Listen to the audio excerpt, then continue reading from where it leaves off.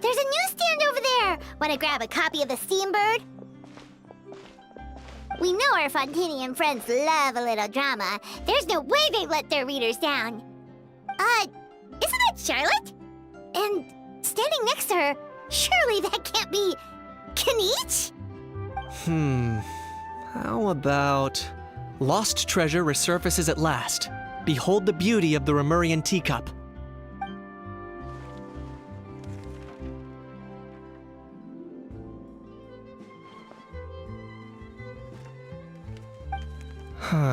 Pretty shocking. But it still feels like it's missing something. Ah, got it! Udex gravely wounded in shocking stabbing. Set to miss cross-border smuggling trial.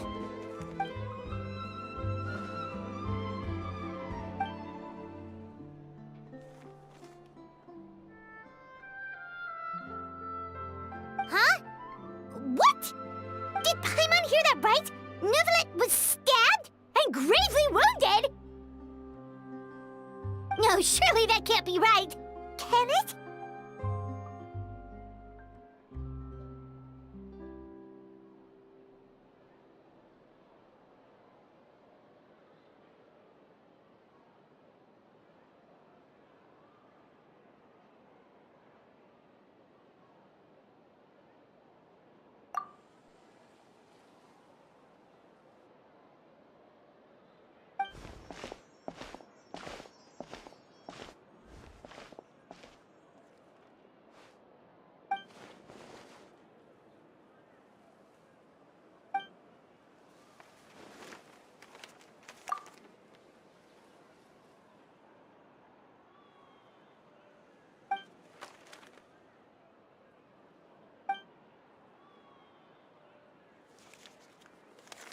Hey there, you two. Fancy running into you here. Yeah, that, and also a less than pleasant shock! What the heck was all that about a saurian meat restaurant and the eunuchs getting stabbed? Please say you weren't being serious.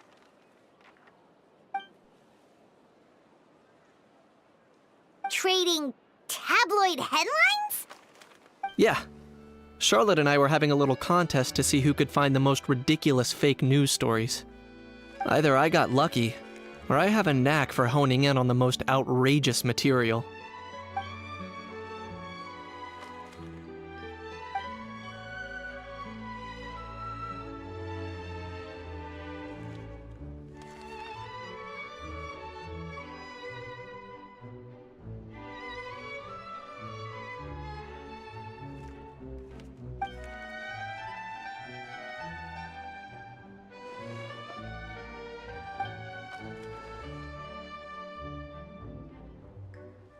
If I had to quantify it, I'd say about 1% of what they write is the truth. Huh? Him? Lenient? Oh, you gotta be kidding! Ah! Don't get me wrong. I'm not trying to give credit to these so-called news stories for occasionally including a grain of truth. All I'm saying is, even the wildest leaps of the human imagination are always rooted in reality. You mean all those fake headlines you mentioned actually do have some basis in fact? Sure they do. For instance, there was in fact a smuggling trial recently. Considering the amount of speculation surrounding the smuggled goods, it's no wonder there are rumors about restaurants serving saurian meat or teacups being unearthed from ancient ruins. But in reality, the goods in question were simply a few ancient relics dug up from ruins in Natlan. Rest assured, no saurians were harmed in the process.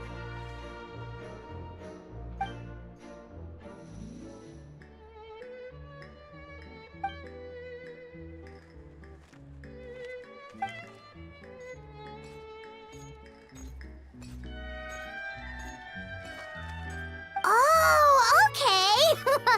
Paimon was so busy freaking out about those headlines that she totally forgot to ask why you're here in Fontaine, Kenichi.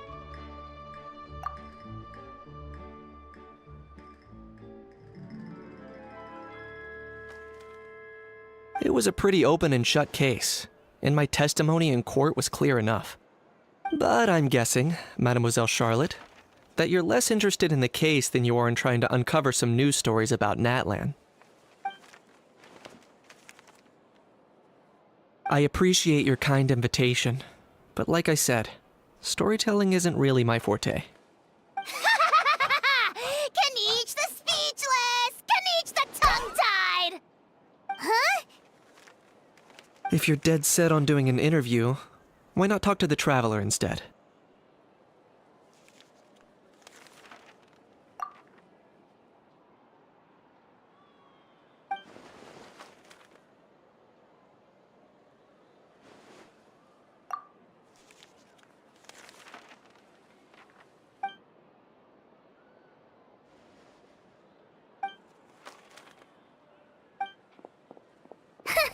Charlotte never stops, does she? Anyway, Paimon just has to ask. That owl thing that popped out before, or was it a howl? It kind of looked like a howl, but at the same time... Oh, that thing. Yeah, that was a howl. Huh? What's up with him? Like, he's still noisy, but he's way quieter than before. It's like he's trying to hide or something. Could be. Not acclimatizing? Aw, poor almighty Dragon Lord is not feeling well. Too bad he can't come out to argue back. What do you mean? There's nothing physically wrong with him. It actually has to do with a strange law we learned about after arriving in Fontaine. Apparently, it's forbidden to release flying objects within Fontaine city limits during the first 3 days of each month.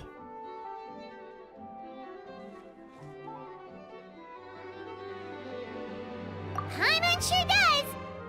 Paimon's been down this road before. There's an easy solution. As long as Kaniche holds onto a house tail, he'll be considered an almighty Dragon Lord balloon, not a flying almighty Dragon Lord. Not gonna lie, I was considering that. But Ahau wasn't too thrilled with the idea of huffing and puffing away in the form of a mini helium balloon. That said, it's pretty annoying how he keeps randomly popping up all of a sudden. Anyway, this morning I saw a notice outside the Palais Mermonia about an event that's set to take place outside the city soon. Something to do with filmmaking. I hear that's all the rage here. I was planning to stay here and do some exploring for a few extra days anyway, so I think I'll go check it out. It'll be a good chance to let that noisy helium balloon out. He might even learn a thing or two. If you're free, why don't you come along?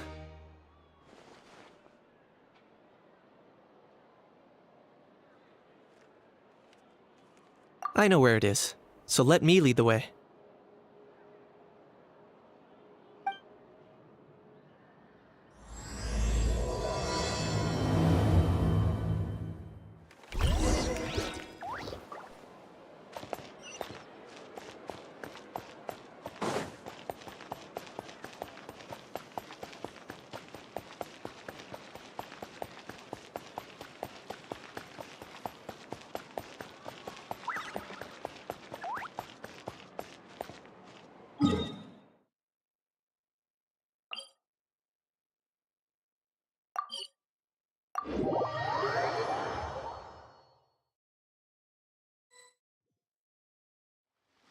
Looks like I remembered correctly.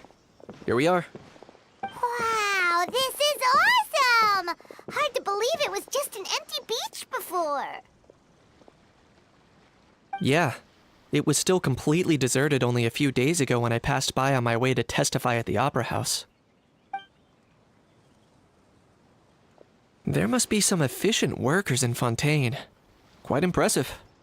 A few days? One night was all it took. Rap-a-tap-tap, ta-da! But is this all it takes to blow people away? Oh, no, no, no. Given my past experience, I can't let myself get carried away.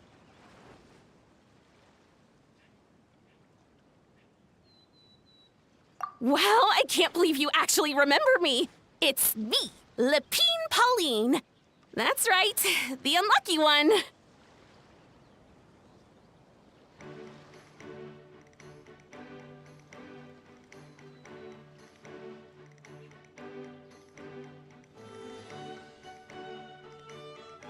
Of course! How else would we have managed to build Fantasyland in a single night?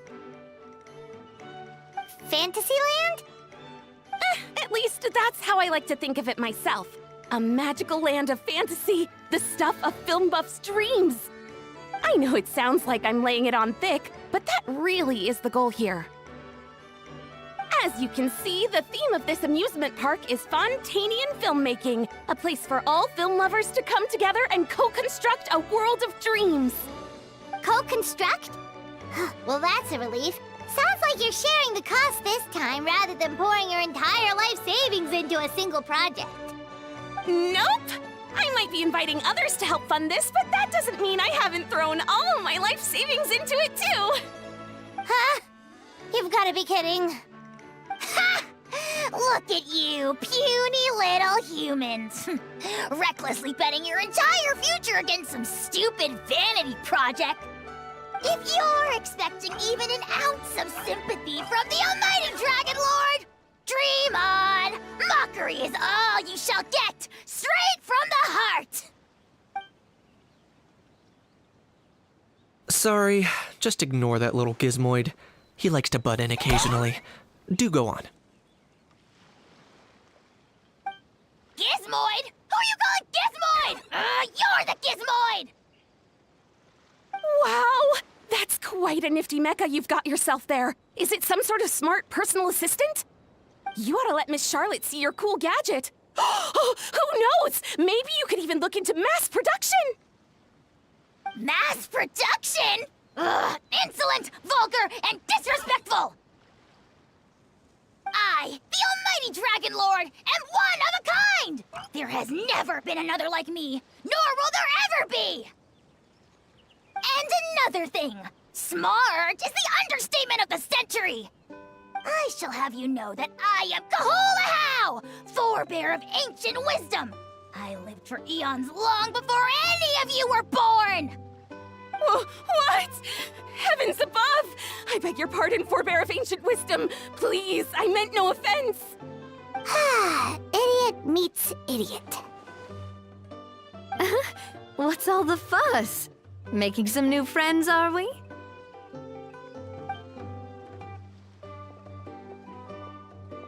Miss Navia!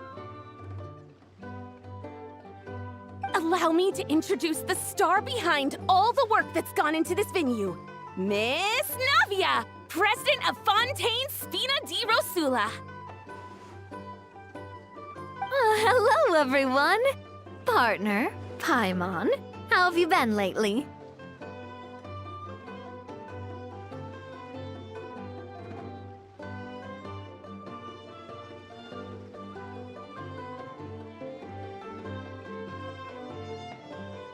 Hello there. I'm Kanich. What about me? What about me? My useless servant can't even give me a proper introduction. You think someone yelling their name out in the middle of a public street really needs an introduction? He's not wrong. I caught yours just now, in fact. So, you must be the almighty Dragon Lord, Mr. Ahau. It's a pleasure to meet you.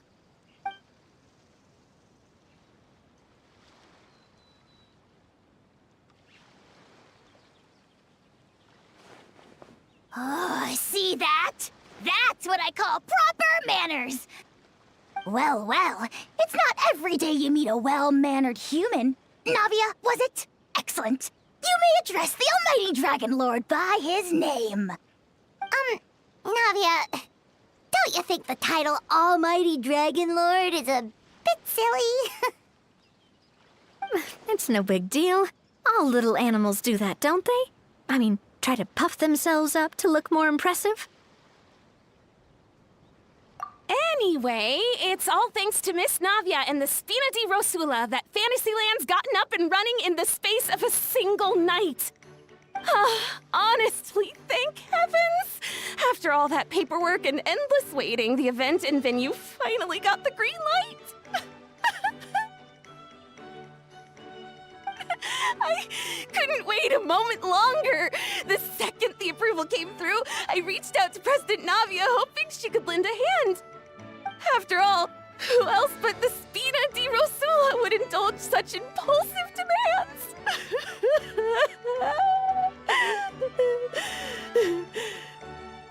Sorry, traveler. Miss Lapine Pauline sometimes gets a bit overwhelmed by her own excitement, as you can see. I'm guessing she hasn't gone into much detail about the event yet, so let me fill you in. In short, the Cheval Moran Film Fantasyland is a fan convention that's open to film enthusiasts from all over Teyvat. Miss Lapine Pauline is hosting this event and also providing technical support. Huh? Cheval Moran? That's right, the one and only Surintendant Cheval Moran! After much persistence and many solicitations, I finally obtained Lady Farina's permission to use the image of her close friend. Not only is our adorable mascot drawing in fans by the minute, but she's also boosting her own popularity. And that was always the goal, a win-win arrangement. It's been a while since we last met, but still, it's a surprise to hear Lapine Pauline coming out with such sensible ideas. By the way, Miss Lapine Pauline, have you decided to switch careers and go into film tech? Not exactly. By chance, one of the prototype lenses I developed caught a photographer's eye, and it's now being used for the latest cinematic productions. Thanks to this unexpected opportunity, I've had the chance to invent various film-related equipment and props. That's right. So don't underestimate Miss Lapine Pauline, our resident engineer. She's the technical powerhouse at the core of this entire event. As for the Spina di Rosula, we're mainly here to take care of planning, operations, and management. For anyone feeling inspired to set up a booth, Miss Lapine Pauline and I will provide the necessary technical and operational support once their application has been approved. By the way, traveler, are you at all interested in taking part? It would be a chance for you to earn some extra income. Plus, with your skills, I'm sure you could bring something special to the table. Paimon would be even more tempted if you were to, say, throw in one of those fancy feasts she's seen in those gourmet food reels. Well, as it happens, that'll be a piece of cake. Everyone needs to eat, whether they be tourists or the stall owners themselves. So thanks to Miss Navia's help, we've managed to invite none other than the celebrity chef, Miss Escoffier, to run our theme restaurant. Look over there!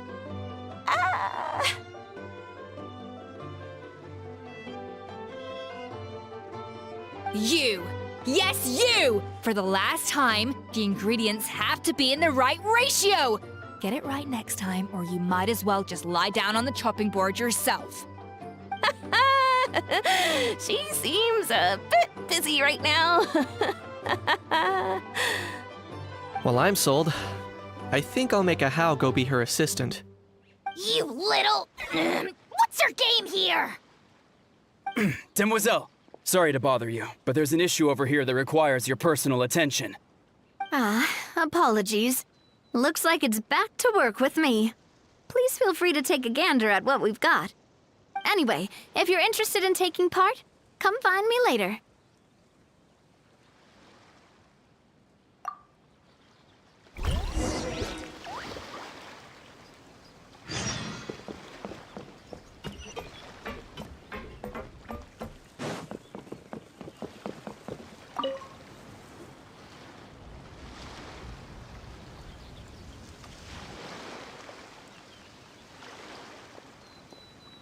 Traveler, it's you! Ready to join the Cheval Moran Film Fantasyland crew?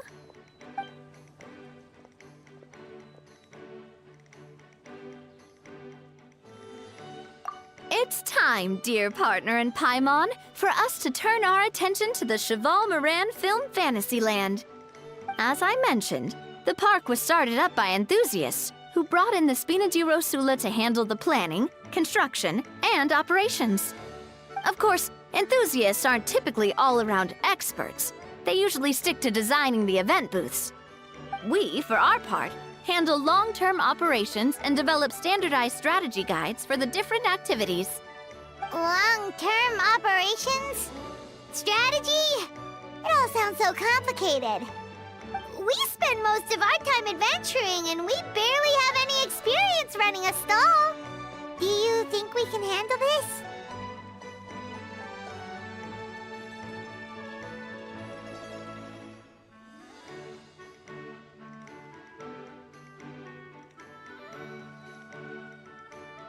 That's more like it. You've seen it all before, haven't you, partner? I'd even go as far as to say you've shaped some of Tevat's biggest business ventures. Anyway, first things first. Let's get an overview of how the whole festival's gonna be run.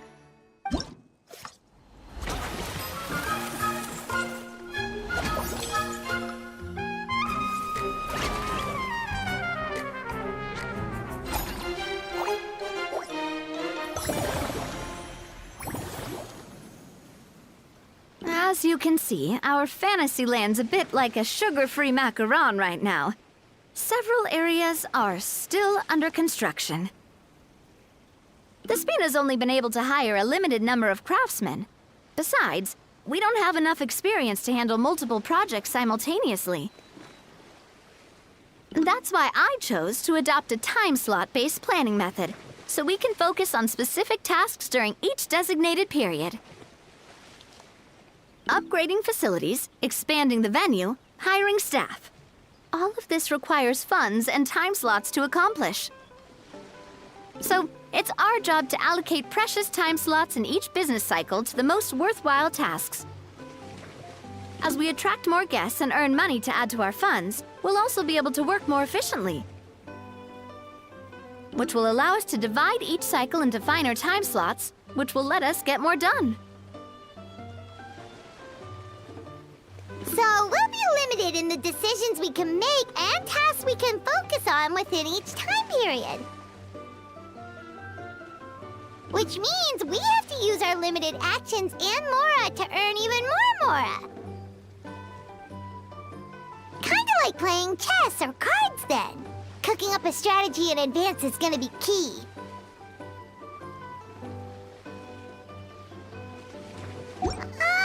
Paimon thinks she just about gets it. How do you feel about it, Traveler?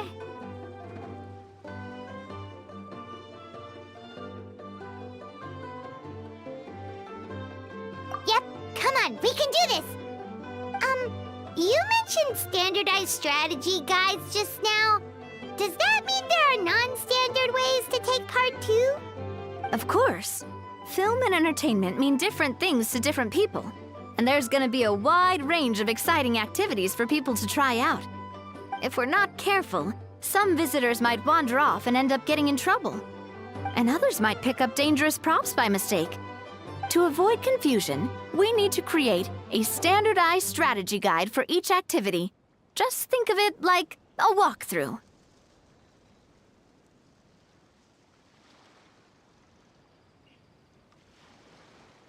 Wow, if we're the first ones to test out the activities, who knows what surprises there could be waiting for us? But if we hit a tough spot, we'll just have to rely on our skills to carry us through. Hopefully it goes without saying that I'd never put you in danger, partner. I carefully checked all the existing activities before you arrived, and I can assure you that they're all perfectly safe. I also wanted you to experience the activities before anyone else gets to. It'll be fun. Plus, we'd like to hear your thoughts and suggestions. Oh, those are two things Navia is best at! Making people feel safe and having fun! Great! Well, I can't wait to hear what you think. Your input is super important to us. All right, then.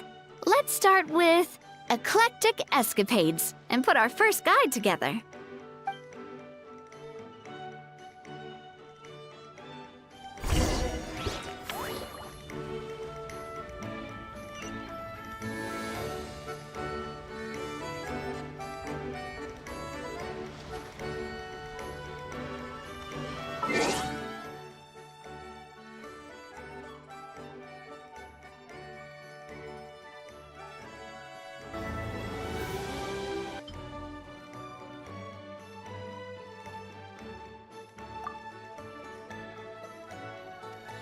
Huh? If you're dead set on doing an interview,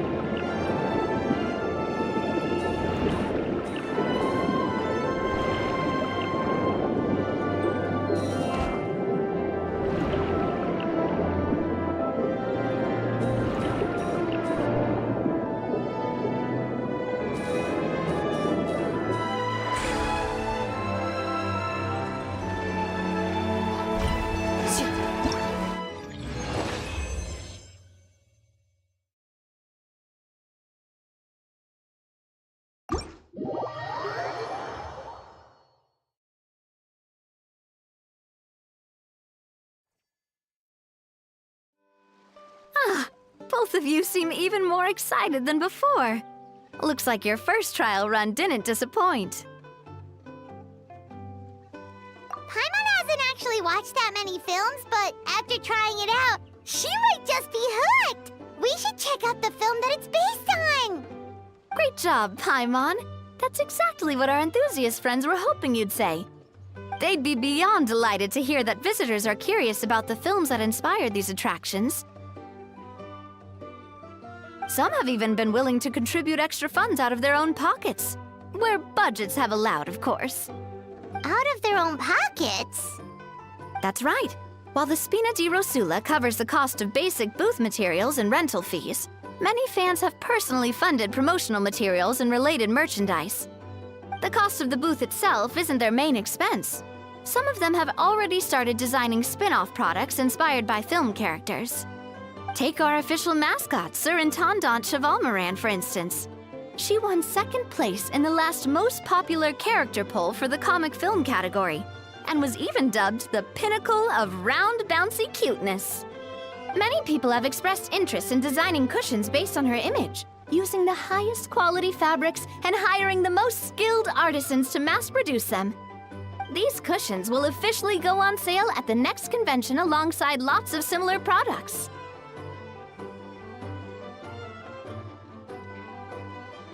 Sounds irresistible, right? Plus, as Surintendant Chevalmoran's guardian and official image rights agent, Farina will receive 60% of the sales revenue. After all, the fans are doing this voluntarily, not for profit, but to promote Surintendant Chevalmoran's adorable image. The more Mora ends up in Farina's purse, the better Surintendant Chevalmoran's meals will be.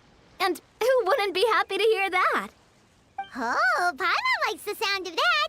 Everyone working hard for something they all love without worrying about profit! Still, we can't just ignore Mora completely. Whether it's fan creations or official commercial projects, some level of financial balance is still necessary. The same logic applies to the Chevalmoran Film Fantasyland taken as a whole. Once we finish the standardized strategy guides, our attractions can officially be open to the public. But we can't take personal charge of the ticketing process. There's plenty of work to do at the various booths, and the park itself is a work in progress. We'll need to assign dedicated employees to maintain and manage each attraction. There's a recruitment section on the park's bulletin board. We've received many applications, and each candidate has their strengths. Our job is to match the best candidates to each attraction based on their overall performance. Once assigned, the staff will keep the attractions running, ensuring a continuous revenue stream. Wait, so we've suddenly gone from being playtesters to heads of human resources? That's definitely a first for us.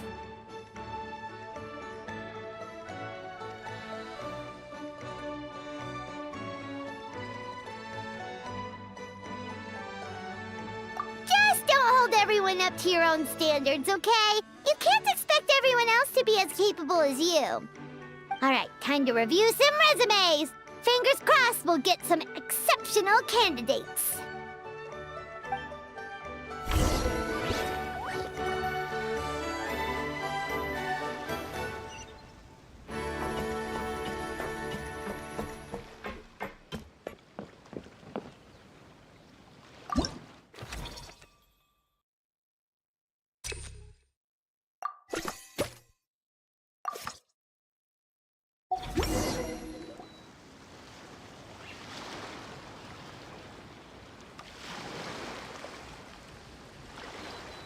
Looks like this particular employee is really getting into their role.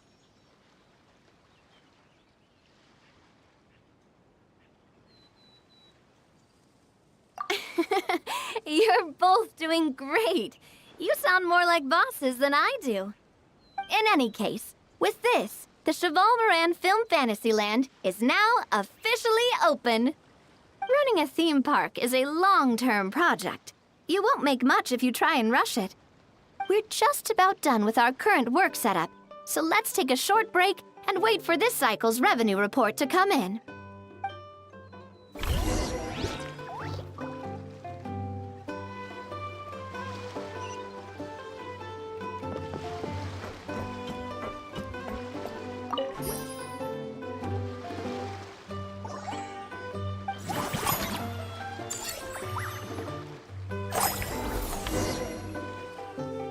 Well, the numbers might not look that impressive, but given that we're just getting the ball rolling, I'd say that wasn't a bad start. Building on this momentum, we must consider rolling out more unique business strategies during the next cycle. To draw in the crowds, I've invited one of Fontaine's very own celebrity chefs, my good friend Escoffier. She'll be performing right here in the amusement park's restaurant. On that note, let's go catch up with her. So, is the restaurant part of our business strategy too? There are so many layers to this operation.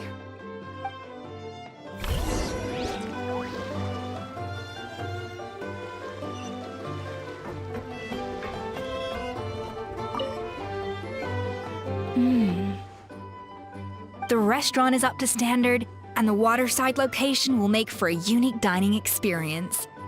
The beautiful scenic reflections in the water create a stunning backdrop, lifting diners' spirits and allowing them to truly savor their meals. Ingredients, check. Cooking utensils, check. Looks like we're ready to rumble. Hey there, Escoffier! Oh, my employers are here. The president of the Spina di Rasula, plus the famous traveler and Paimon. I must say, you seem a bit overqualified to be running a film-themed amusement park. I'd say that if anyone here was overqualified, it would be the former head chef of the Hotel de Boer. Wherever you walk, the aroma of fine cuisine follows in your wake. Let's get back to business. I'm guessing you want the traveler to help me decide the theme dish for each cycle, right?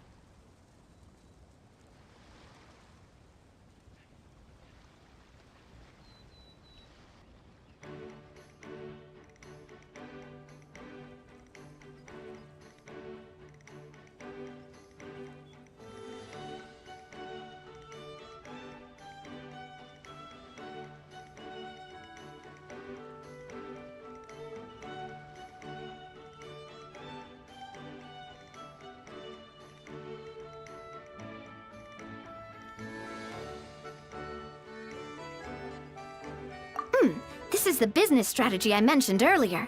Using Escoffier's top-tier dishes to attract more visitors to the park.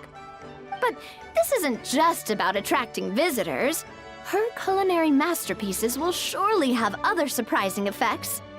Just imagine, Paimon, if all you needed was a single ticket to enjoy all the attractions and taste all the legendary food. Wouldn't you be tempted?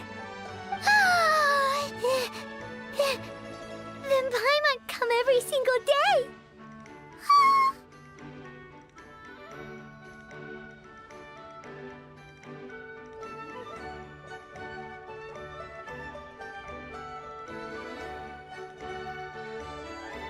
Now, here's the twist. To get the most out of this strategy, the menu can't be made public.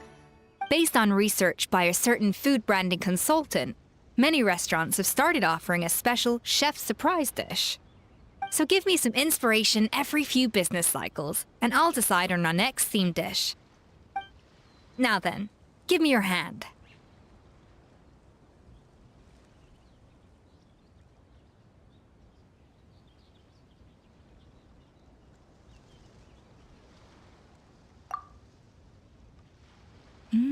A warm and energetic feel. Your hands are calloused from wielding your sword, but still quite delicate. When you grasp its hilt, it's like you're holding the bow of a violin.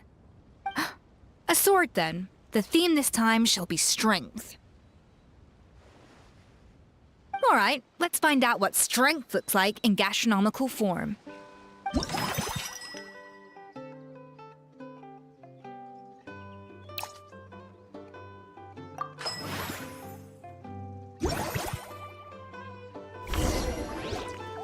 I've refined the sauce for these barbecue ribs. It's a richer flavor than the classic version, but not at all greasy. The mint extract in the seasoning leaves a refreshing aftertaste, perfect for indulging yourself after a fun-filled day. But if you ask me, I'd say the artisans need these more than the guests. The artisans?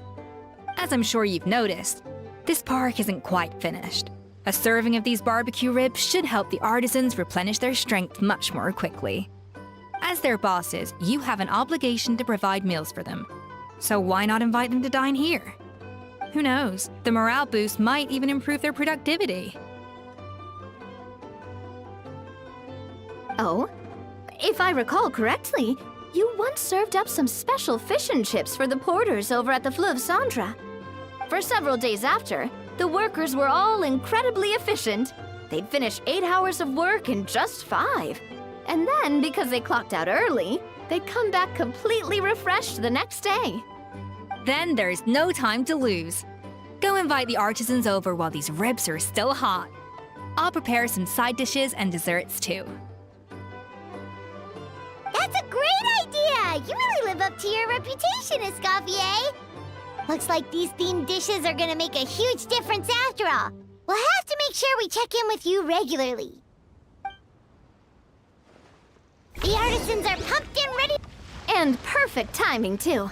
Let's take this chance to take the facilities of our eclectic escapades to the next level.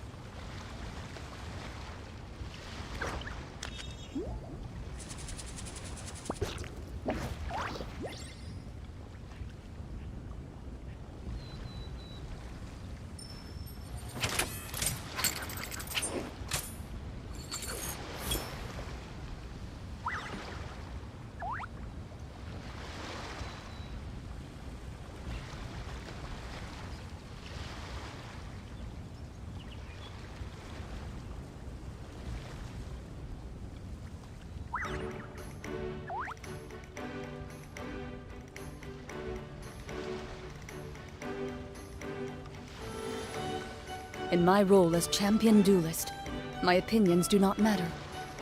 For when I draw my blade, I am but an instrument of Fontaine's law.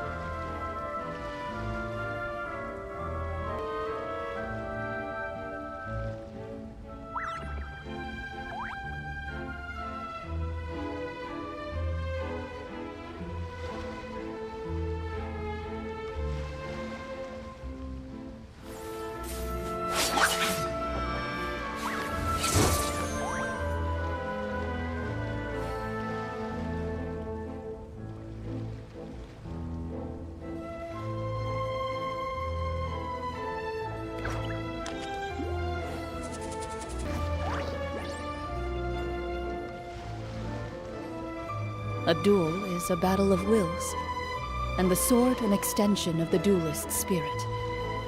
If your heart recoils in fear, then your sword may as well be in its scabbard, because you will not wield it effectively against your foe.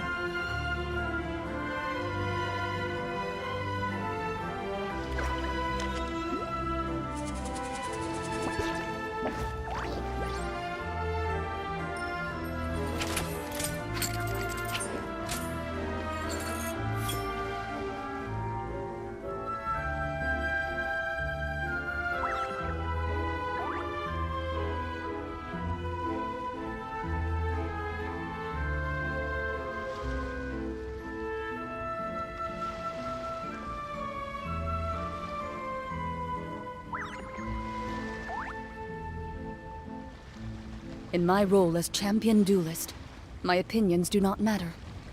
For when I draw my blade, I am but an instrument of Fontaine's law.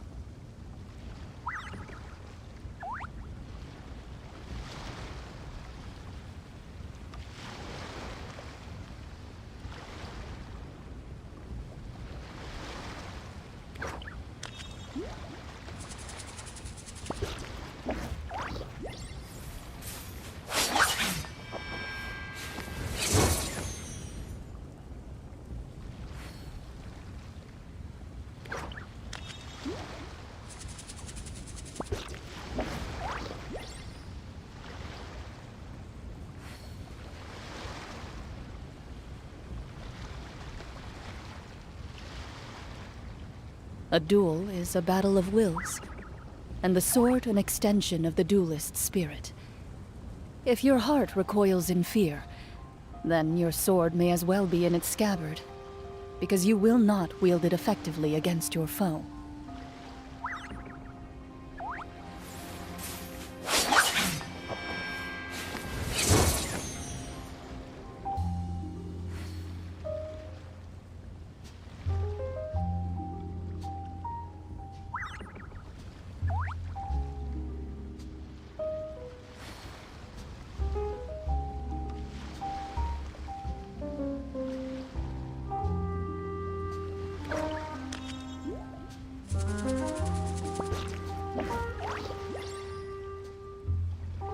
In my role as champion duelist, my opinions do not matter. For when I draw my blade, I am but an instrument of Fontaine's law.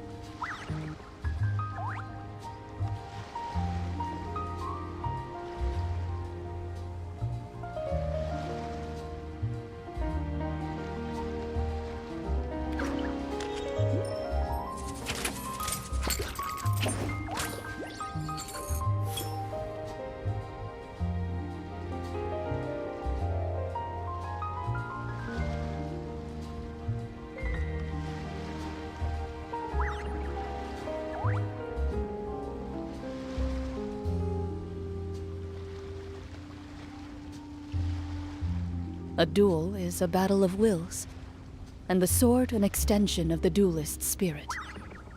If your heart recoils in fear, then your sword may as well be in its scabbard, because you will not wield it effectively against your foe.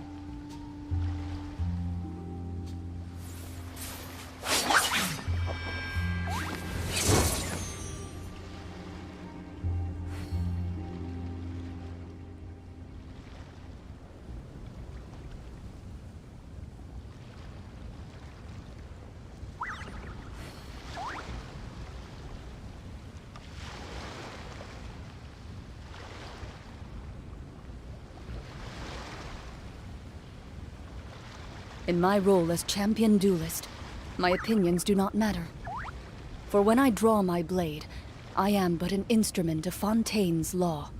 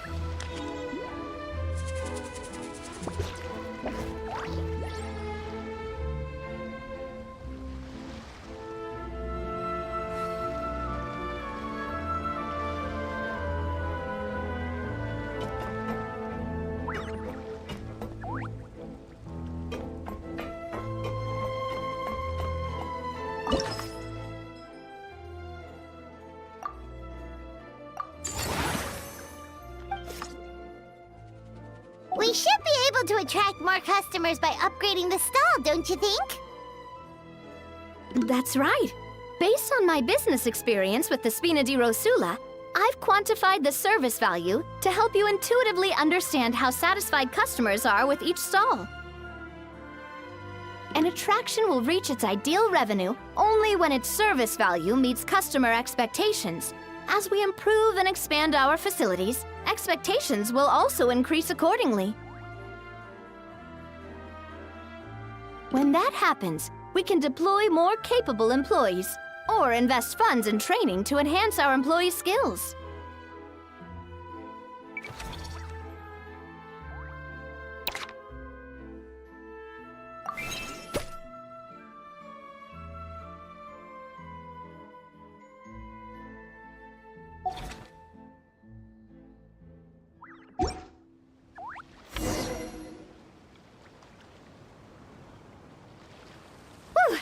That should be everything. Looks like you've pretty much mastered how to run this park.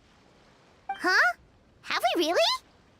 Thinking about it, we have learned quite a lot, haven't we?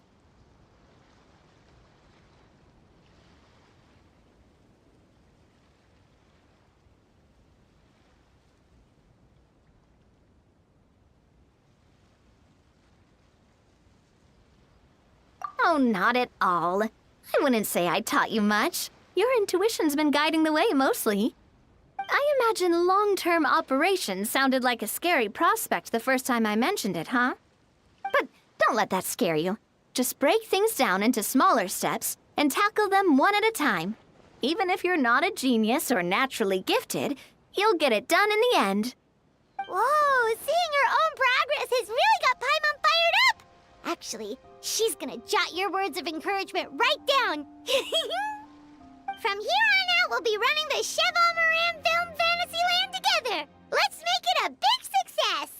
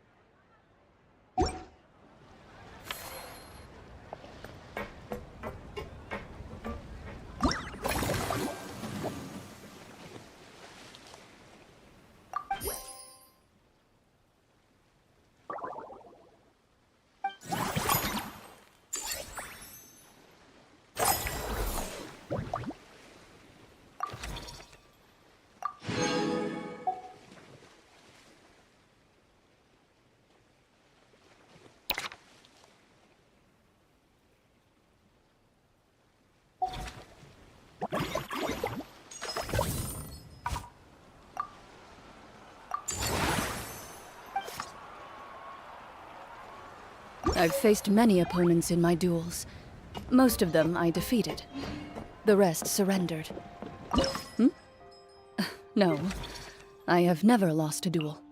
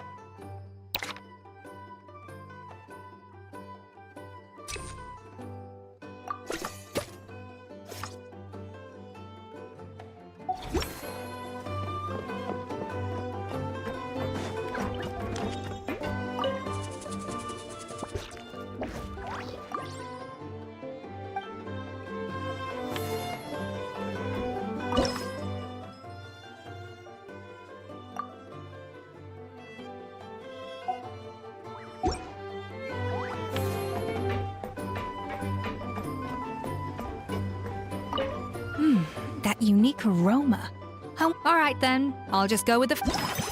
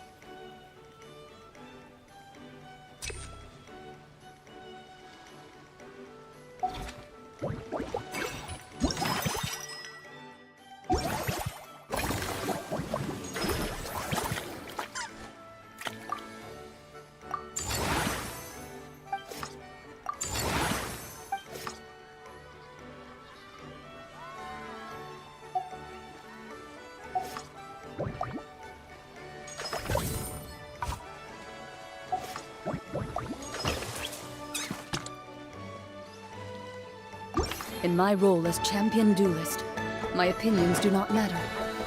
For when I draw my blade, I am but an instrument of Fontaine's law.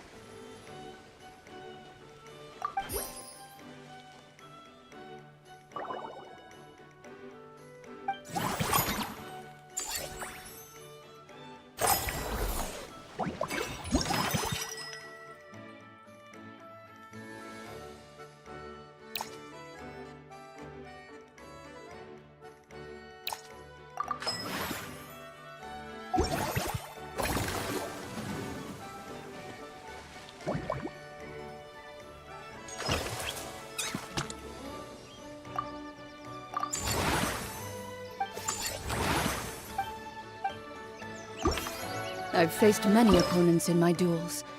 Most of them I defeated. The rest surrendered. No, I have never lost a duel.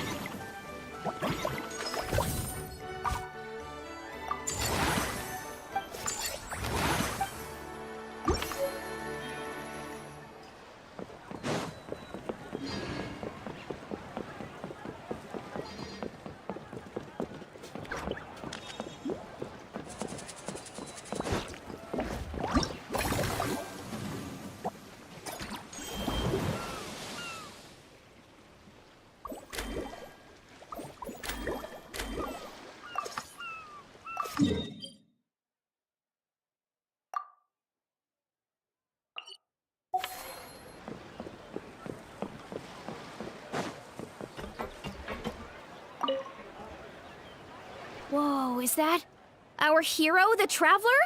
And Paimon, too! Oh, I guess I shouldn't be too surprised. Mrs. Coiffier already told me you were the big boss here. But when I saw you just now, I forgot myself for a moment.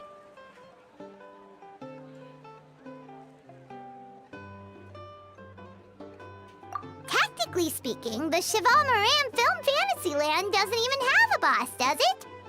Isn't it the idea that everyone works together to make it as successful as possible, and then we all share the profits? But, wait a sec. Why are you here, Veressa? Well, officially, I'm here to promote my brand. Not long ago, Mrs. Coiffier placed an order with me for her restaurant, as she often does. In her letter, she mentioned that showcasing my orchard's products at the festival would boost sales and help build my brand recognition. After talking it through with my parents, I decided to give it a shot. Now that I'm done with the restaurant's ingredient order, I plan to sell the rest of my fruit directly to guests to help quench their thirst, of course. The thought of enjoying fresh fruit from Natland here in Fontaine does sound pretty appealing. But with this many customers, wouldn't it be exhausting to watch the stall all day? Huh? Am I supposed to be watching the stall the whole time? There's an attraction over there called Movie Masterpieces, right? I heard some of the challenges are based on famous films. Some of those films have even been adapted into great comics. I'd love to go give it a try. So, you're not doing any business at all? Back in the Collective of Plenty, I'd just set up a sign with the fruit prices, place a weighing scale and a coin jar to one side, then let people pay on their own. When closing time came around, I'd wake up and check the accounts. Not a single Mora's ever gone missing. To be fair, that does sound nice. People in the Collective of Plenty are a law-abiding bunch. No one would even think about taking something without paying. Makes sense that tending your stall wouldn't take too much effort. Fontainian customers are no doubt trustworthy too, but let's just say they're not used to self-service shopping. Plus, if you just leave the stall unattended as a Natlanese merchant, people here might think you're gone for good. In that case, I'd better start acting the part. But I'll need to buy some things in the city before I officially open for business. I promised to bring back some Fontainian clockwork mecha for Kochi-an-san. Oh, and I also wanted to try a few rounds of movie masterpieces. After that, I should be able to focus on my business without getting distracted. We might not be locals, but we've explored Fontaine quite a bit. We know our way around pretty well. In that case, give me a moment to get some extra fruit, a price list, and my coin jar set up. I get to go shopping with the Traveler! Nice.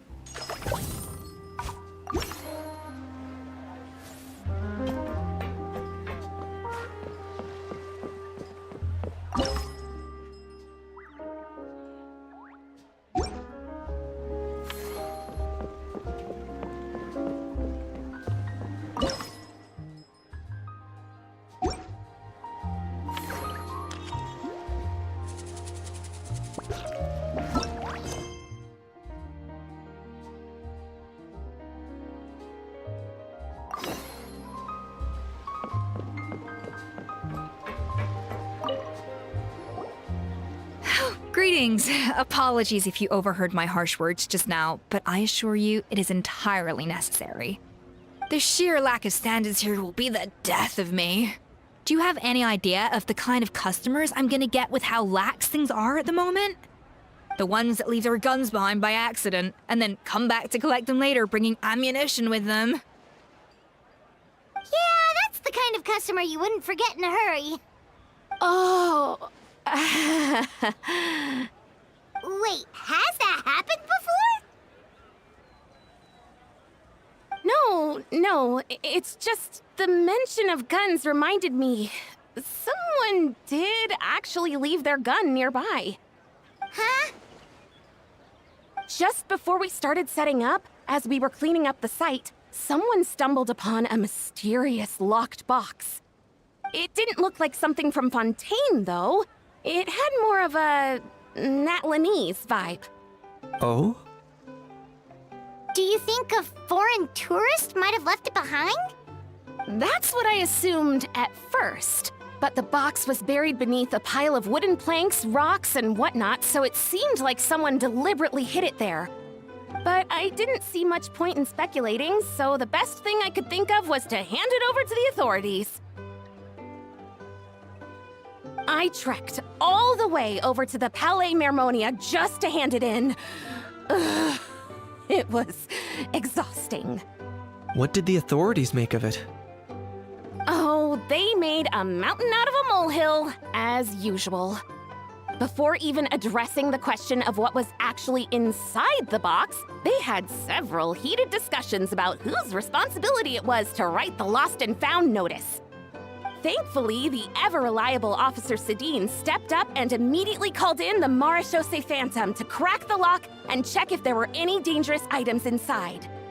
And, as it turned out, there was a gun. Wow, that's a dangerous item, all right. Mind if I ask what kind of gun it was? Oh yeah, Mr. Kanich, you're from Natlan, aren't you? Do you know a lot about guns? You could say it comes with the job. I have an interest in weaponry and the like. Ugh, such a spoiled brat. What, are the toys I gave you not good enough for you anymore? Yep, got sick of those long ago. You little... How dare you turn your nose up at my gifts! Why Time for a timeout, old-timer. Sorry, where were we?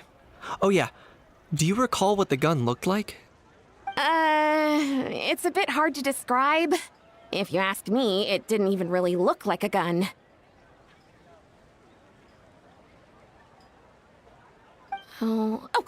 Give me a second. I'll knock out a quick sketch.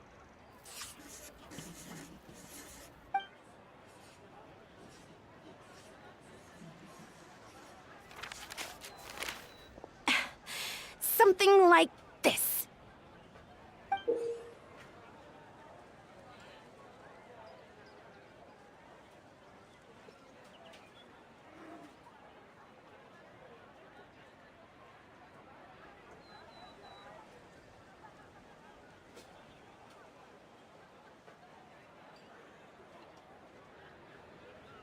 Whoa, it's so neat and precise. It's nothing. Sorry. Is something wrong with my drawing? I know it doesn't really look like a gun, but I assure you, this is exactly what it looked like. And it certainly could shoot as well, too. I confirmed that with the officer from the Marechaussee Phantom. No, quite the opposite. The features are very accurate, and it is definitely from Natlan. Please, don't mind me. I'm just taking a moment to admire it.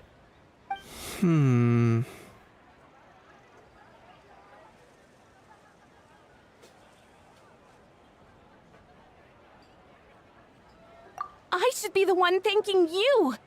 Thank you, and everyone else for your support. Don't mention it. Besides, we haven't really done anything. Not at all! The buzz and excitement you guys bring is exactly what this event needs. Oh dear, I'm starting to feel a bit guilty watching everyone else toil away. Guess it's about time I got back to work too. But just before I go, one last thing. Traveler, it's wonderful to see you. Here's to a successful collaboration.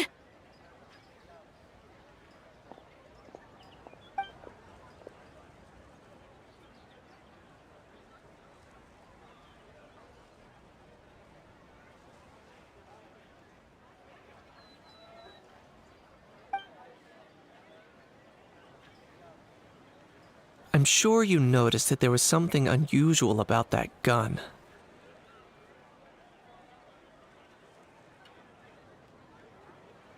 Correct. It's most likely an old weapon dug up from some ancient dragon ruins. Based on my experience, it might be more accurate to refer to it as a hand cannon, but in Fontaine terms, it's not wrong to call it a gun. Given why I came here, don't you think it's curious that an ancient dragon relic of unknown origin would turn up like this, out of the blue? I suspect this gun might have something to do with that smuggling case. It might have slipped through the cracks. Time is of the essence, so I'd like to head over to the Palais Mermonia to verify my suspicions. Perfect. Then we can head out right away. Or, if you want to catch up with your friends first, I can wait.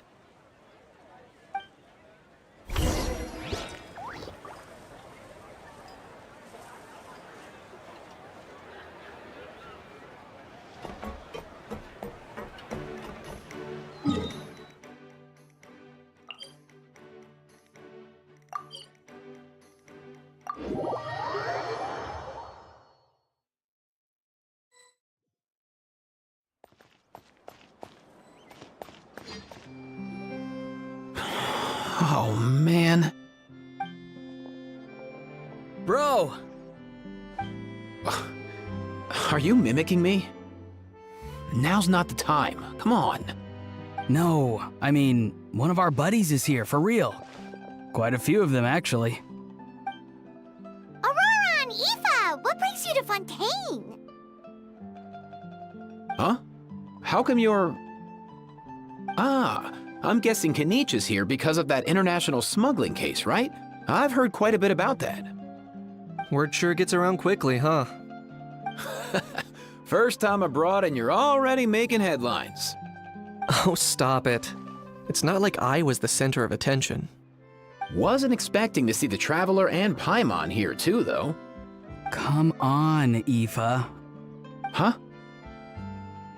A traveler, by definition, is someone who travels around. Fair point. Anyway, back on topic. Wait a second. I lost my train of thought. What were we talking about again?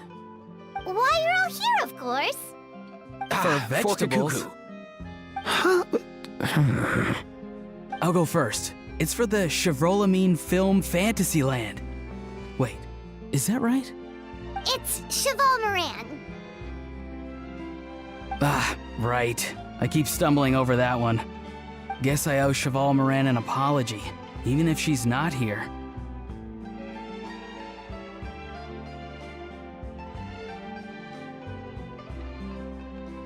Anyway, long story short, the festival restaurant urgently needed fresh vegetables from Natland, which is why Aoife and I are here. So, you guys are vegetable couriers?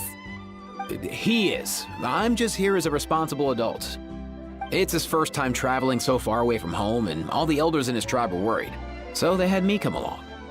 Even though it's your first time too. Right, but they still picked me to accompany you. You gotta wonder why that might be. Don't you get it? They all just saw how overworked you were, so they used it as an excuse to send you off on a vacation. Wait, what? So I'm getting the grandson treatment now too? See, doesn't matter how much older you are than this dude. Hang out with him long enough, and you'll eventually find yourself being treated like a kid. Meaning everyone looks after you. What's so bad about that? In theory, nothing at all. In that case, guess I better start over. Hi guys, my name's Aoife, and I just turned 5.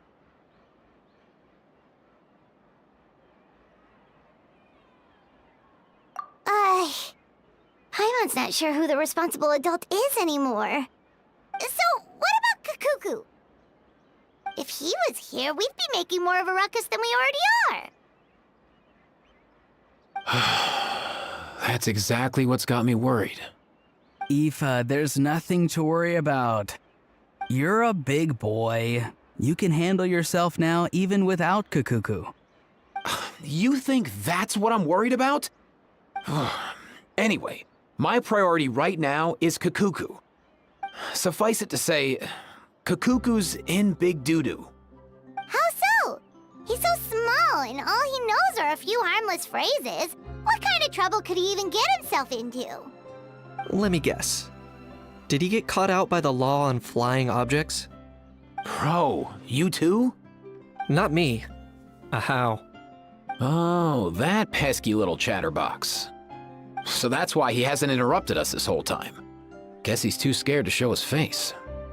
That, plus he's already spouted enough nonsense for one day.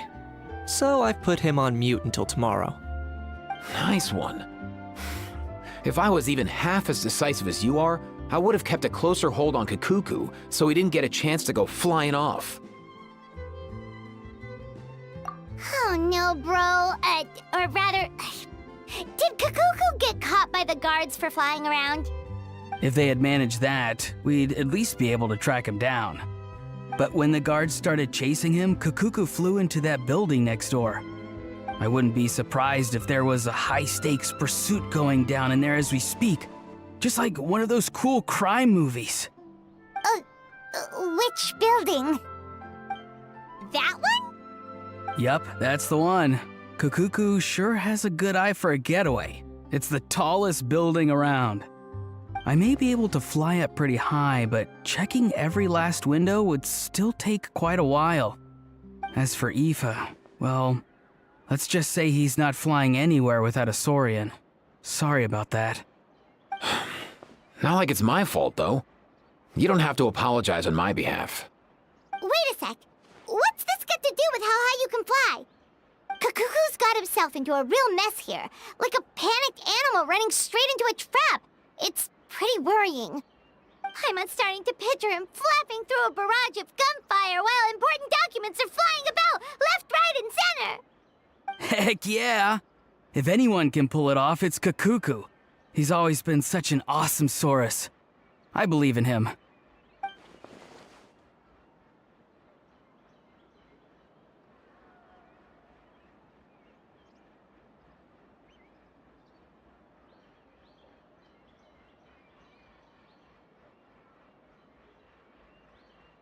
For real now? Do you even hear yourself, bro?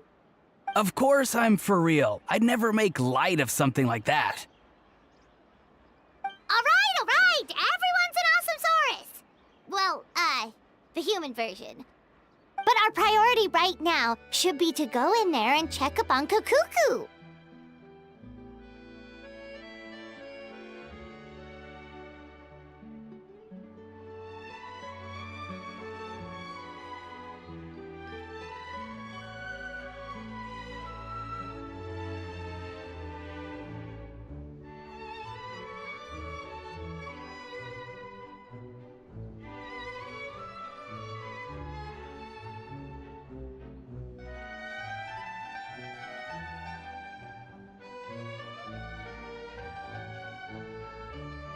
Leave it to us. You sure? Wow, awesome. That'll be a huge help. And if Kakuku doesn't listen to you, I give you permission to pull out a couple of his feathers. Wait, since when was that up to you? Well, then it's your call, bro. All right then, if Kakuku doesn't listen to you, I also give you permission to pull out a couple of his feathers. There you go. If he objects to that, tell him to come find us. He won't. Trust me.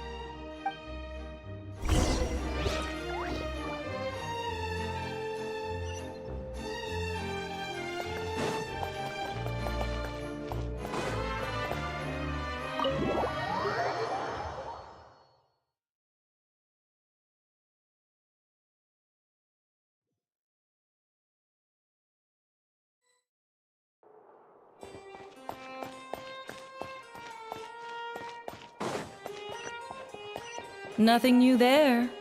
What's all that commotion? Are they...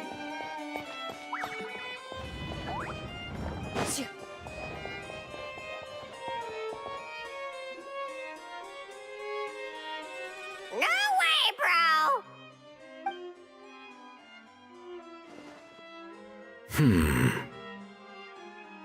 Did he say he came from Natlan? No. Get out of here! I can understand his words, just not what they mean. Oh no.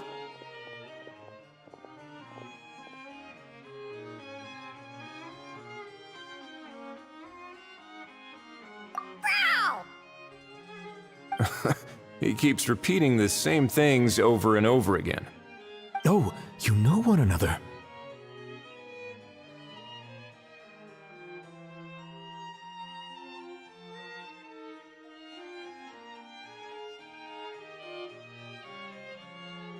He's a friend!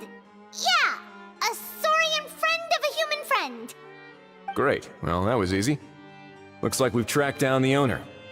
Guess that's one less lost and found notice for you to write, Monsieur Neuvillette. For real? Traveler, was there something important you wanted to discuss with the Udex?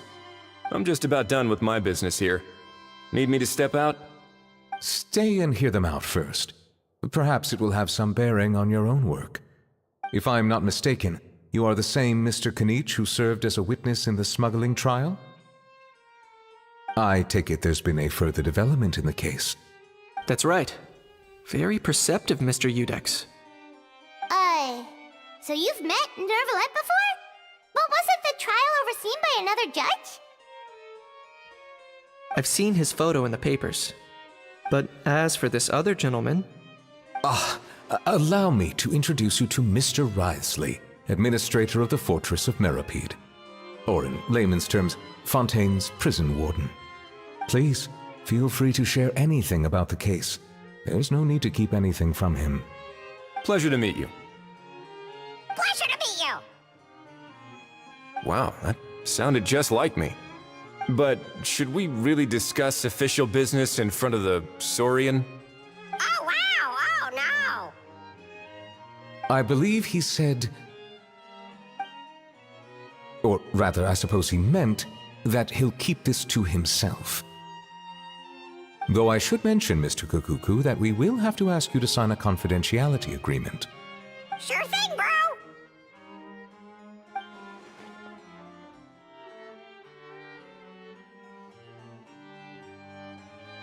Let us return to the matter at hand. Mr. Kanich, was there something else you wanted to discuss relating to the case? Yes. Let me fill you in.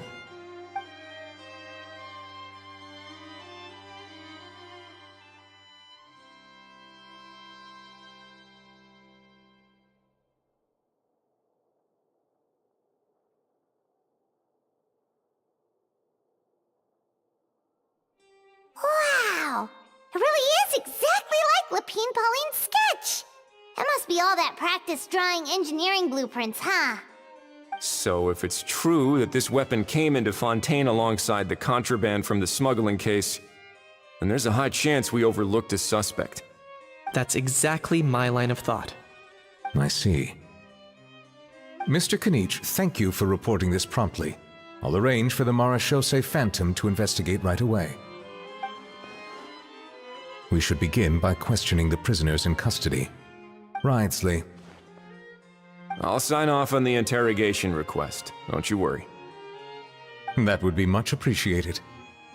It's lucky that the Palais Mermonia wasn't scheduled to release any public bulletins today, and that this gun's lost and found notice hasn't been written up yet. In other words, the news hasn't leaked. I'll be staying in Fontaine for the time being.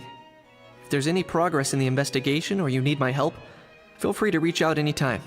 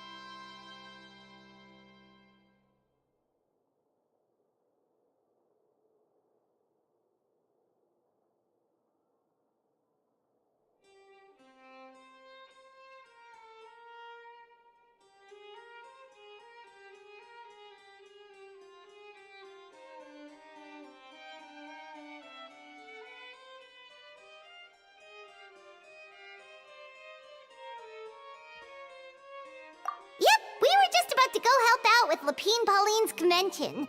If there's any news, we'll keep you all posted. Marvelous. Thank you all. Well then, all that's left is to...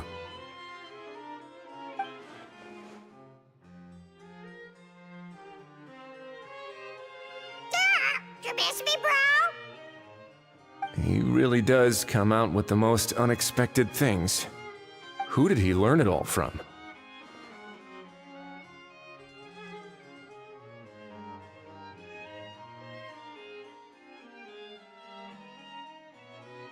Huh. Well, it's pretty extraordinary. Anyway, according to due process, we must first determine whether Mr. Kukuku qualifies as a flying object. And, following on from our conversation just now, he also needs to sign a confidentiality agreement. Drafting said agreement may take some time. Looks like you'll be staying with us for a while then, Kukuku. Excited?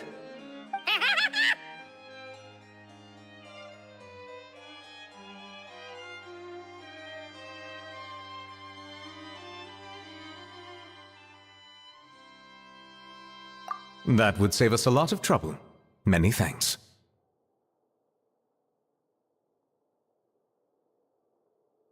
All right then, we'd better get going. No need to see us off.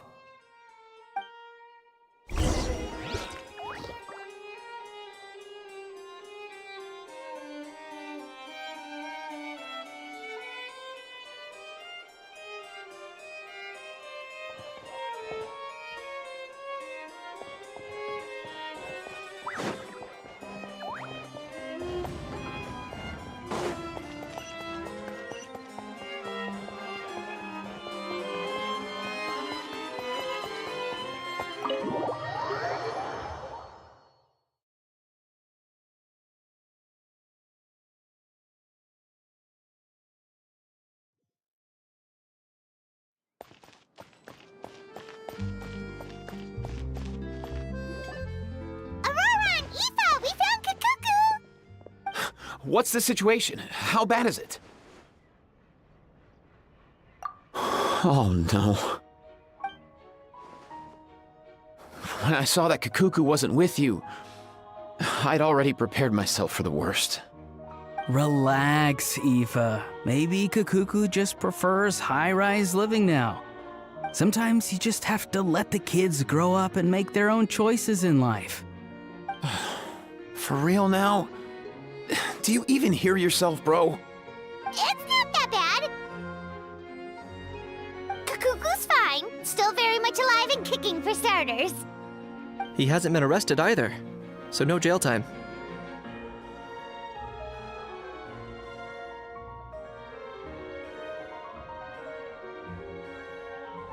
See? You're not exactly reassuring me here. As for the bad news, well, it's really not that bad. Kukuku accidentally overheard some top secret stuff, so he has to stay at the Palais Mermonia for a while to sign a confidentiality agreement. But there's no need to worry. The person in charge of looking after Kukuku is super nice, so he'll be absolutely fine.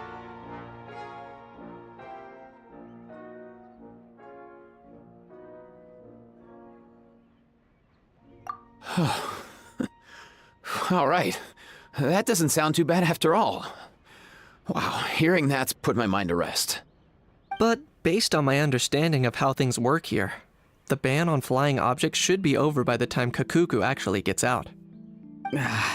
What a shame. Oh well, I guess we'll just have to go have some fun without him. You don't look disappointed in the slightest. Anyway, Auroron and I will be staying in guest rooms upstairs at the Hotel de Boer for the time being. Feel free to drop by if you need us.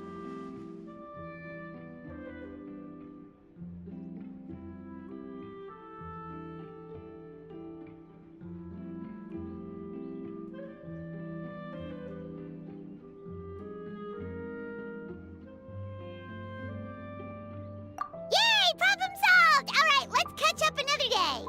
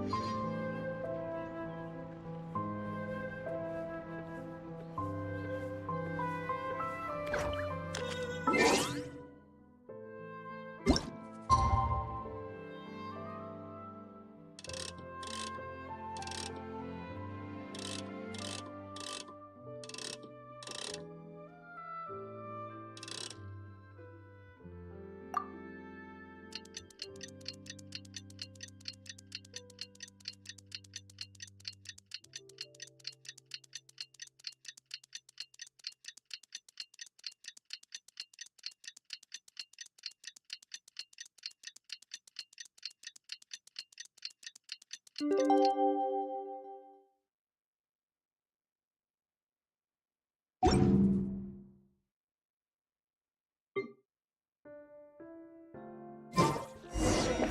been a few days. Ban on flying objects should be over by now. Let's head over to the Palais Mermonia to see how Kukuku's doing.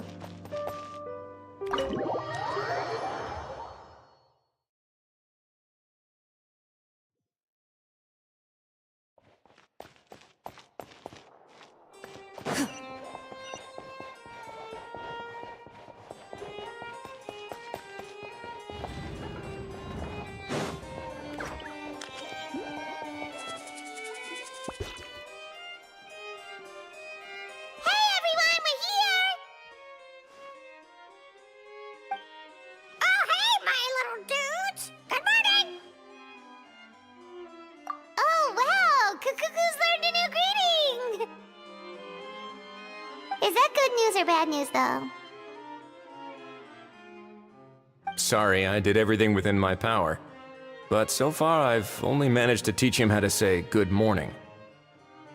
Wait, so that's all you've been up to this whole time? Get out of here!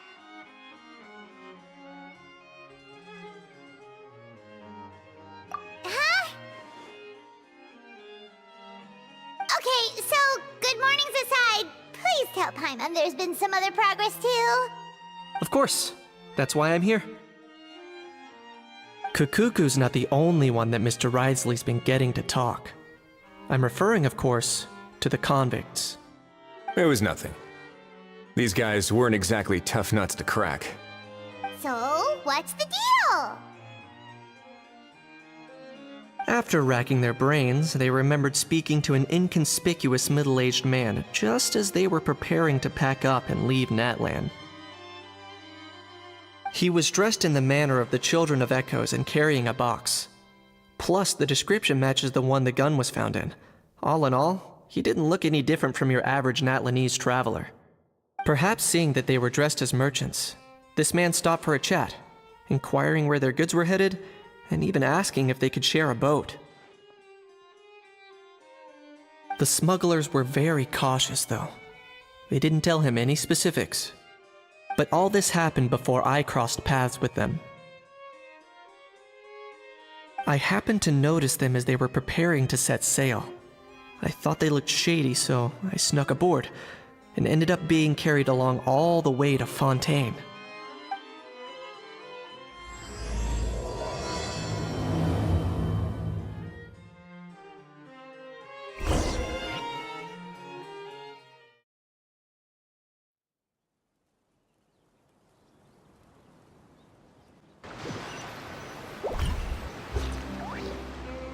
Boss, do we know if those Fontainians will even like this stuff? What if we can't shift it? And that's why we call you a rookie. It's all supply and demand, kid. Supply and demand. Natlan's foreign trade is just starting to lift off. There'll be a market for it, you'll see. That's right. So stop giving the boss trouble, rookie. Just do your job and keep an eye on the goods. Are they merchants? Have they come to Fontaine to do business? Scarred face, calloused hands. On closer inspection, the fabric looks worn at the knees and elbows, and his fingernails are dirty. Not exactly your typical merchant. Could he have previously been a warrior? Or even an adventurer? Something feels off. I'd better sneak up and get a closer look.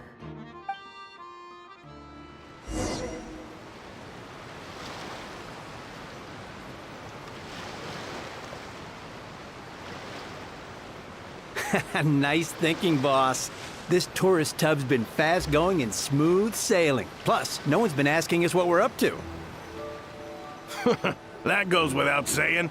Big cargo ship would have been too slow, whereas the smaller ones would have been faster but way too bumpy. If we ended up damaging the goods by accident, all these months spent grafting away would have gone up in smoke. Seriously? But there's hardly anything here. Would it really have taken them months to prepare? And why would they need to transport it with such care? Could they be secretly smuggling precious items out of Natlan? I'll need to find a way to get to the bottom of this.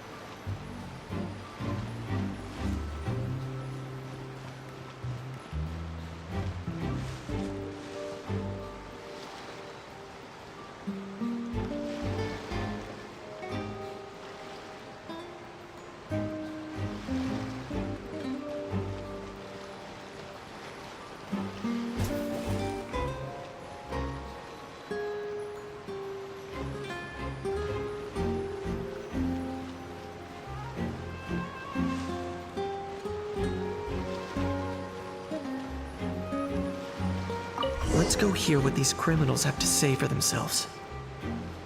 Sure enough, there are relics inside the box. It's illegal to smuggle such items outside Natlan.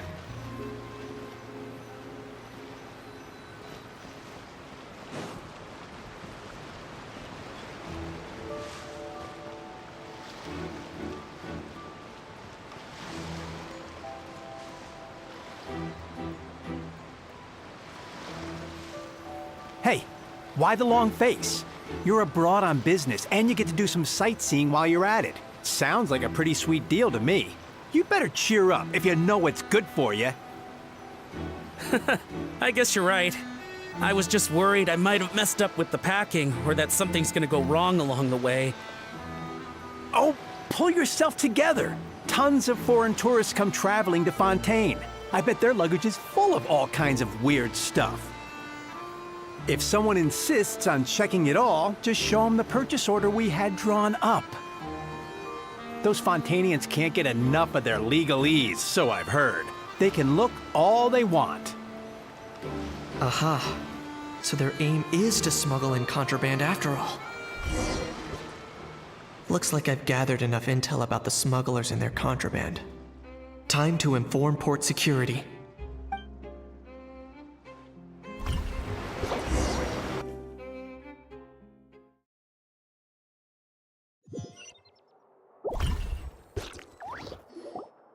So anyway, that was when I went and told the Fontainian guards about my suspicions. After an investigation and a chase, they finally apprehended them and sent them on their way. Well, guess they're headed exactly where they should be. Thanks. Based on your recollections just now, I was completely focused on those smugglers at the time, so I wasn't really paying attention to other passersby. Yeah, Kanice, you did great! in other words, the person who brought the gun here, the one who lost it, has no connection to the smugglers whatsoever. They were working entirely on their own. Oh dear, oh dear! Sounds like Mr. Kukuku wants to chime in?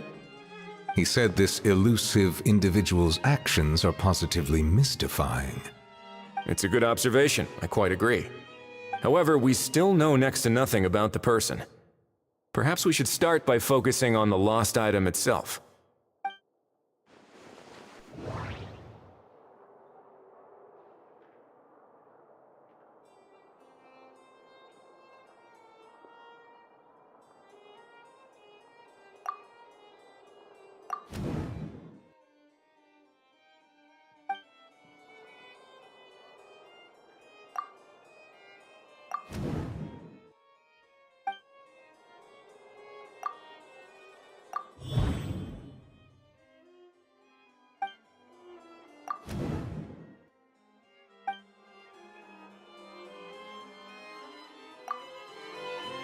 It certainly seems like it was the bait in some kind of trap.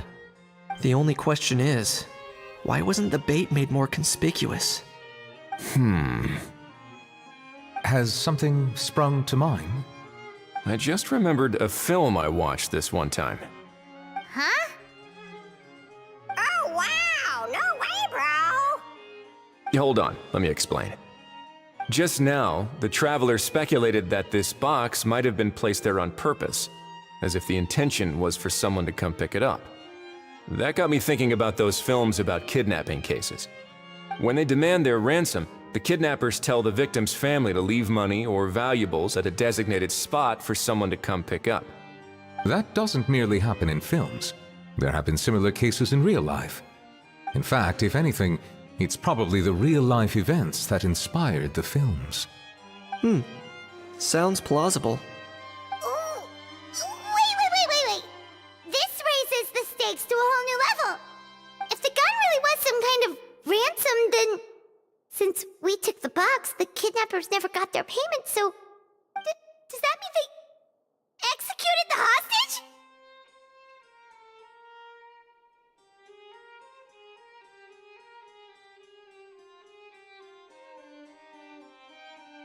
I agree. I don't believe we have a kidnapping on our hands. Selling off stolen goods is extra work that most kidnappers would want to avoid. Unless they're after something very specific, they tend to just ask for cash. Could we be dealing with a kidnapper who's dead set on getting their hands on an ancient dragon handgun? It's not impossible, but the likelihood is very slim. We can discount that possibility for now. And speaking of selling stolen goods, don't you think this looks more like a transaction?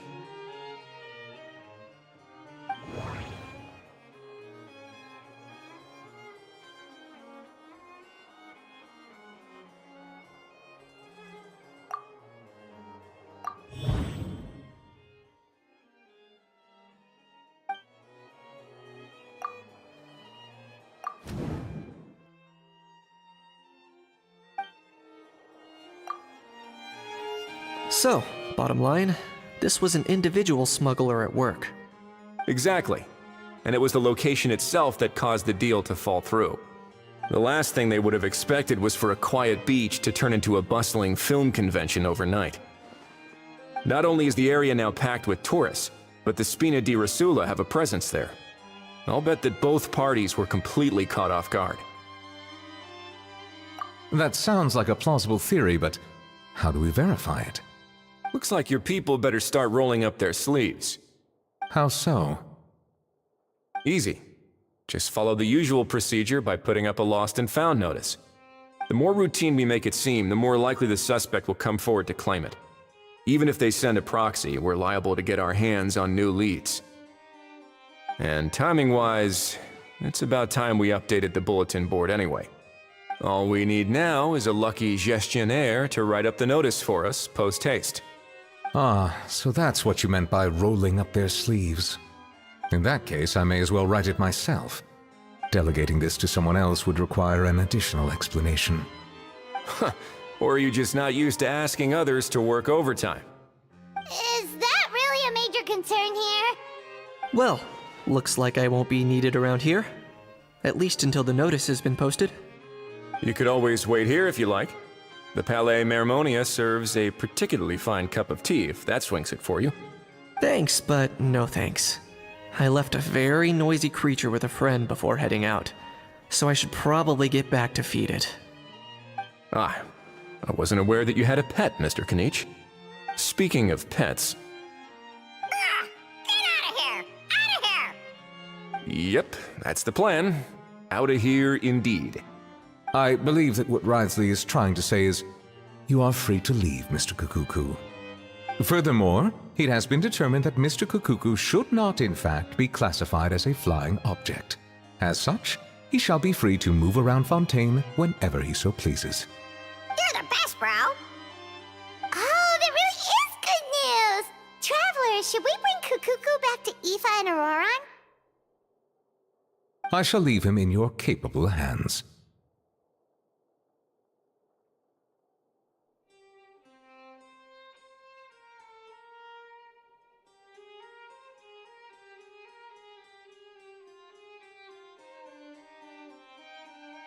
Indeed.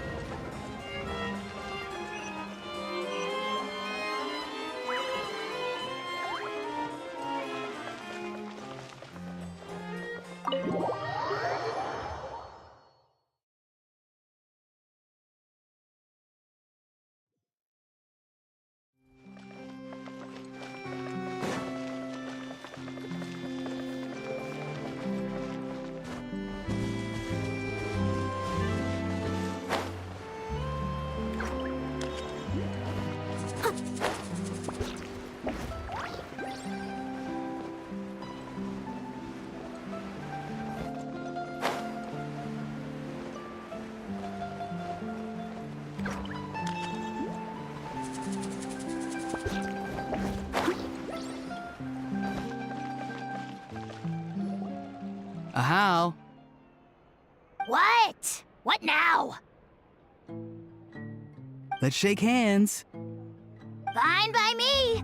Get ready for a knuckle sandwich! Ugh.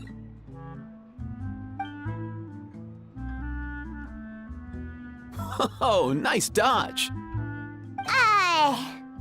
Paimon feels strangely inclined to keep a safe distance. Did you miss me, bro? Cuckoo, you're free! Ugh, not you again. Nope, didn't miss you in the slightest. Hey, other granny. And hey, Paimon and Kanich. It's good to see you all. Thanks for bringing Kukuku back. Get it away! Get it away from me! Nice to meet you, bro. Who are you calling bro? Say that again to my face! I dare you. If you've got the energy to argue this much, you're clearly not hungry yet. Let's go find something to eat while a How lives his best life.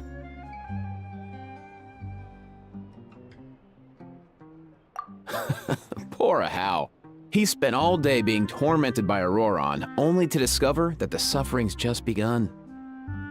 Eva, as a Saurian vet, how can you just sit back and watch our little dragon bro suffer? Huh? How am I the bad guy? Even hear yourself? Ah! Doesn't anyone want to hear how Kukuku got out of jail?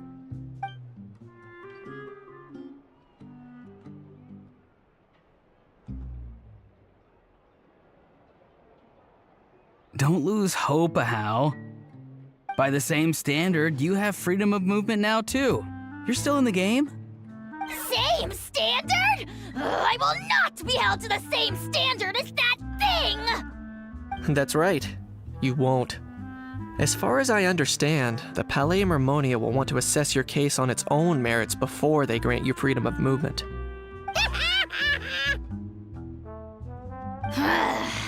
Where's that Saurian meat restaurant again? I'm gonna march that little pink balloon right into the kitchen! Yeah, good luck with that, bro. You'll be putting your own neck on the line, too. Also, there's no such restaurant! Anyway, thanks for looking after a How, guys. I'll take over from here. Why, you?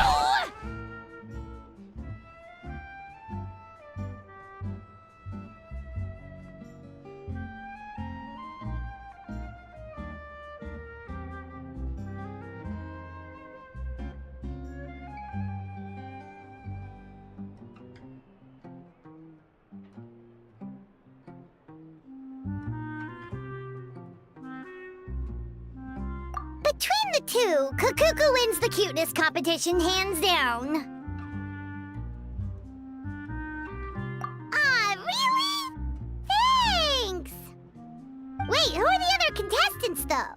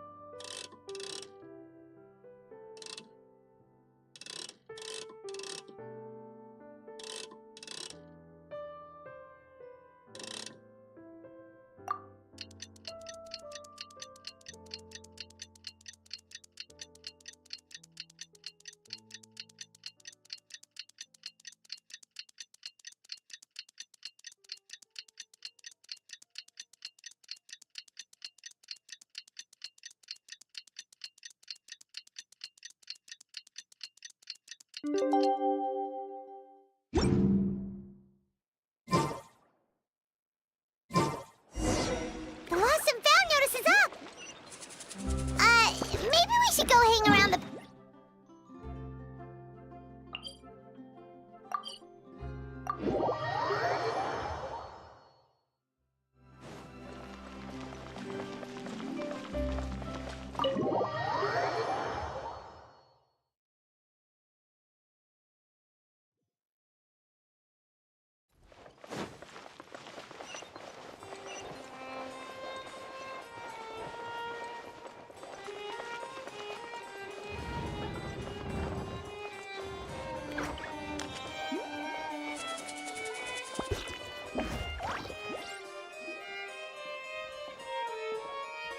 Huh, looks like there were quite a few others with the same idea.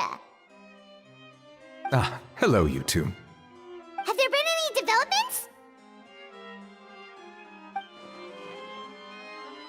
Okay, guess not. Well, the notice was only just posted. Guess it's pretty unlikely that someone would show up right at... Special Patrol, open up! Ah! Who's there? What's going on? The Special Patrol? I don't think that's who this is.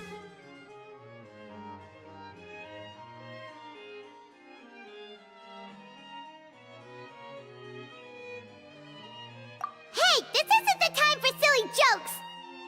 Let's go check it out.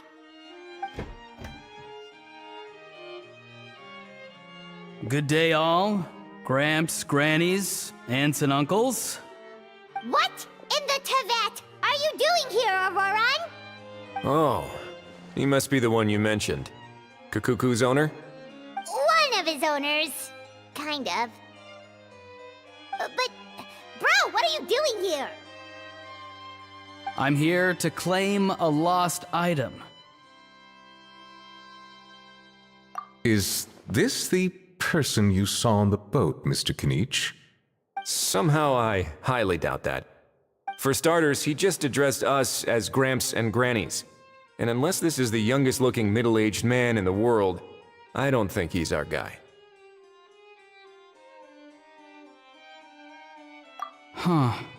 Was there something wrong with my door-knocking etiquette?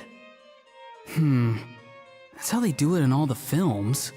That's not door-knocking etiquette. That's the Special Security and Surveillance Patrol doing their job! Completely different things!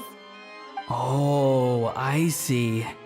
I figured it was just a polite way of requesting entry, to show the people inside you had something important to discuss.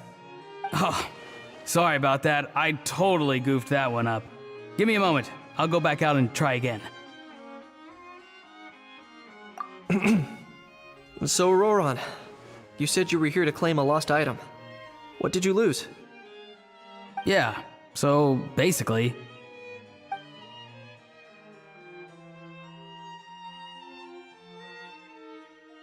For real now? Oh, come on, bro. Auroran, be honest now. Were you the one who lost this? No, it belongs to a friend. So it belongs to Aoife? Of course not. Aoife has his own gun.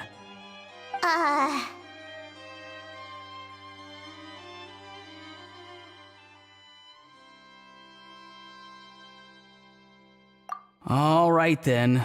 I knew this wouldn't go well. So here's what went down.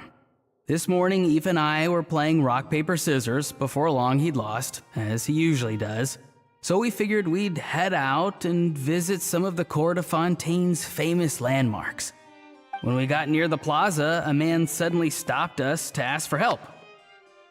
He said that he had lost something and that someone had found it and sent it over to the Palais Mermonia. But apparently he used to work here and was worried it'd be awkward bumping into his old coworkers, so he asked us to pretend to be the owners and claim it on his behalf. You didn't manage to keep that pretense up for long. It's fine. I'm not the one who feels awkward anyway. So, a former employee of the Palais Mermonia. Was this individual a Fontaine native? Yes, at least I assume so. He looked like a well-dressed gentleman to me. We were about to refuse, but he was so polite. Could it have been a disguise?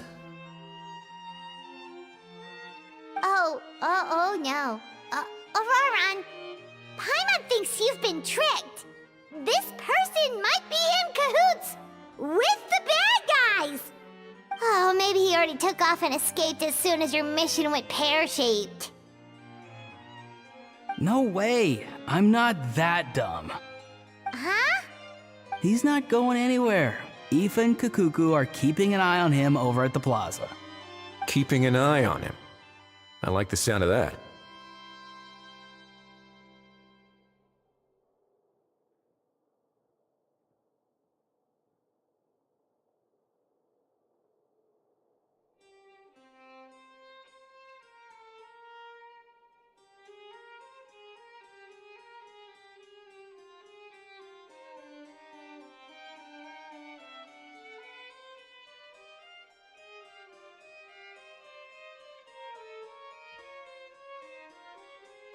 In that case, let's hurry over to where Aoife is!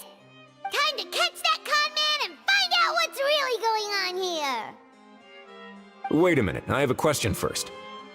Traveler, Paimon, you're pretty famous in Natlan, right?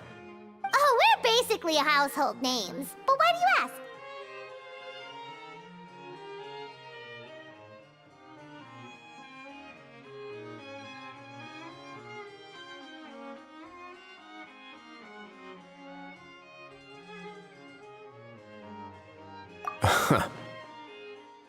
Would that be a problem?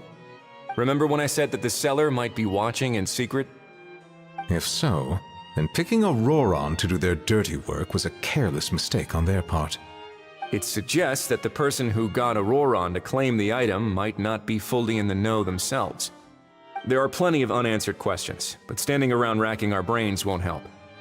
However, I still suggest that the famous faces among us, meaning the Traveler and Kinich, oh, and of course, Monsieur Nivelet too, stay here for the time being. We'll empty the box, give it to Auroran, and then he can claim the item as if nothing happened. I'll follow to check if anyone is watching. I doubt anyone would recognize me anyway, so I shouldn't draw too much attention.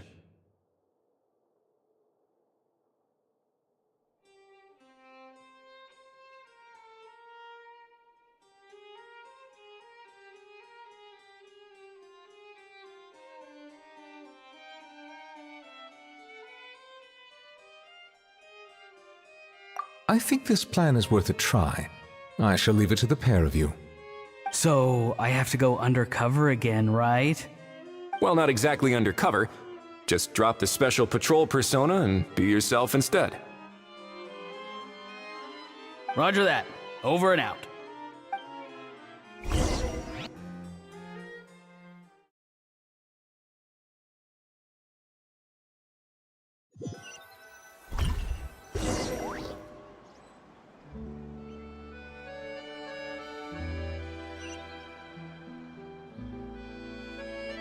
No sign of any suspicious individuals around here. Auroran has entered.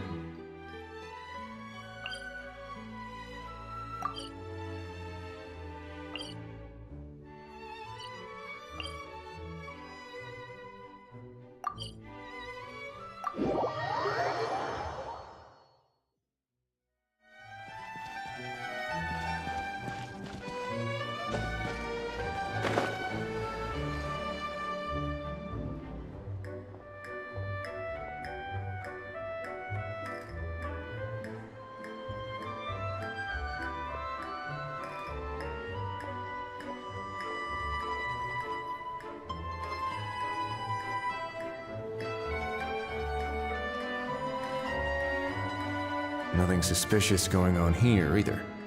Strange. Maybe we're overthinking this? Oh dear! Oh dear!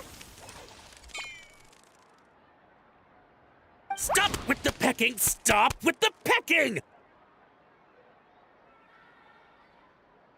Please! Please, sir, I'm begging you, do me a favor and get this pet of yours under control. The heck are you on about? Sorry, but he's not my pet. He's my coworker. And I should warn you, he's not too happy with how you're talking about him. What the? This thing has a job? So in that land, they just dish out jobs to any old thing. Uh-oh. Kukuku's not too big on being called a thing either. You're on your own now. I'm sorry. Please, Mr. Kukuku, Master Kukuku, Lord Kukuku, I meant no offense, I promise. All right, Kukuku, that'll do for now. Let me ask him some questions first. Sure thing, bro.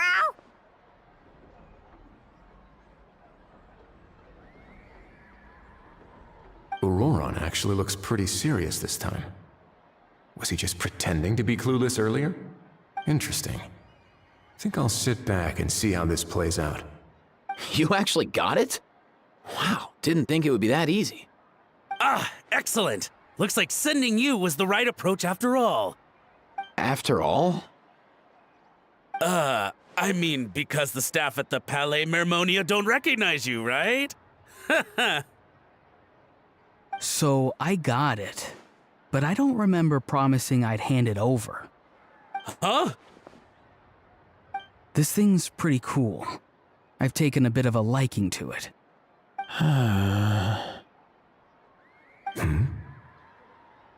Please don't do this, my good sir, my master, my lord. My very life hangs in the balance.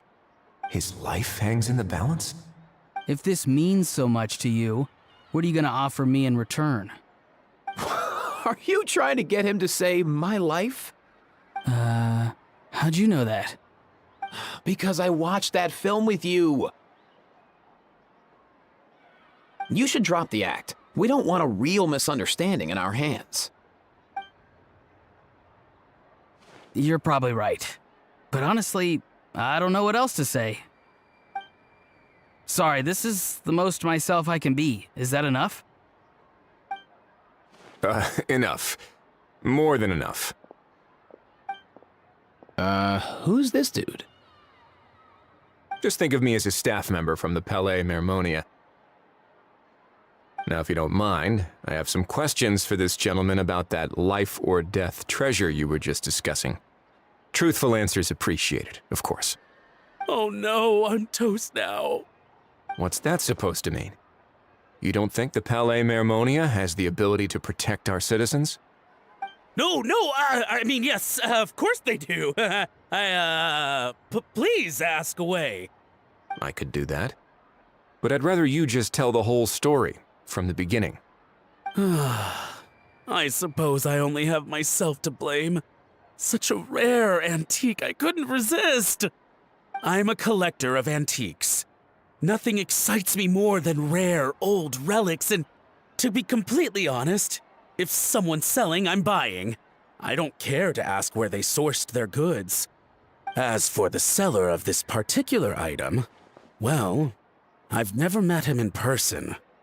We've had some prior dealings, but always under the cover of coded ads in some shady tabloids. Lost and found notices, missing person ads, that sort of thing.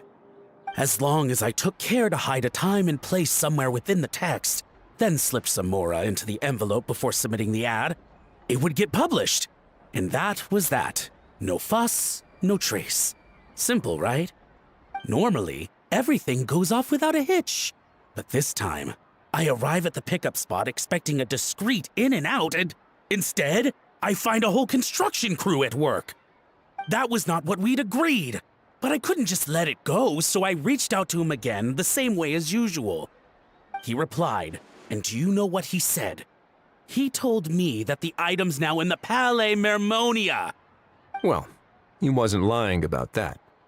He insisted that it would be inconvenient for him to make an appearance himself, but said that if I could somehow find a way to retrieve it from the Palais, he'd give me a discount on the price. Of course it wasn't the discount that swung it. Do I look like I'm strapped for cash? Feeling smug now, are we? Feeling smug now, are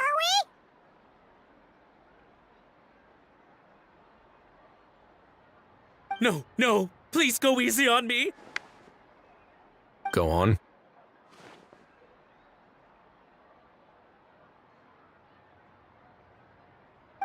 Where was I? Well, anyway, I thought to myself, seeing as the item itself came from Natlan, it would make more sense if I could find someone from there to go retrieve it. And by a stroke of complete and utter coincidence, I just so happened to see these two young folks wandering around, so I'm so very sorry. I underestimated the pair of you. I need you to clear something up for me. You haven't paid the seller yet, correct? And yet he told you to collect the item from the Palais Mermonia. Was he not worried that you'd just split afterwards?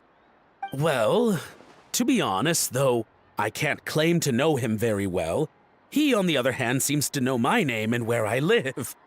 Besides, this is a guy who managed to get his hands on an ancient Natlanese weapon. That's probably not the kind of person I want to double-cross. Fair. That makes sense. So, Mr. Please, just call me Argento. All right, Mr. Argento. Listen very carefully to what I'm about to say. It will determine how much of the rest of your life you'll be spending beneath the waves. What does he mean? Is he gonna drown him just like they do in those gangster films? Oh, I get it. He's talking about that place at the bottom of the Fontanian Sea. Shh, can it? Owing to your suspected involvement in the illicit trade of Natlanese relics, you're now one of the suspects in an international smuggling case. A trip to the Opera Epiclese seems unavoidable at this stage, but on the bright side, you still have one chance to make things right.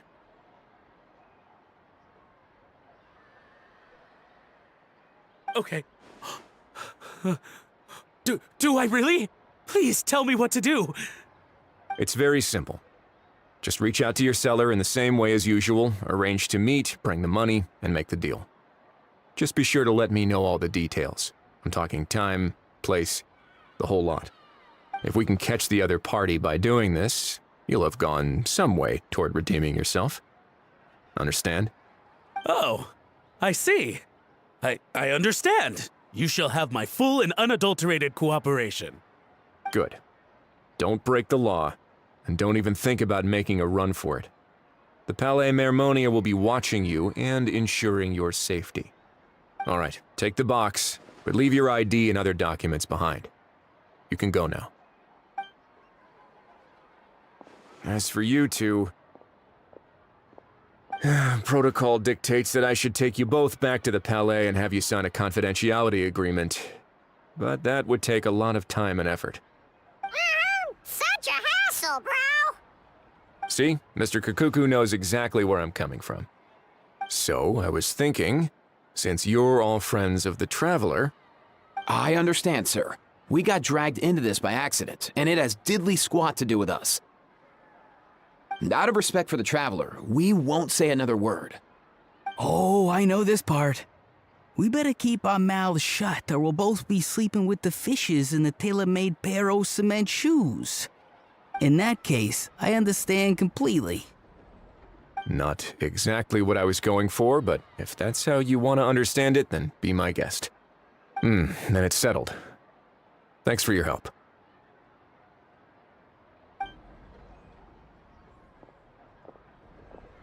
Boy, am I glad that's over. That's enough work for one day. Time to head back.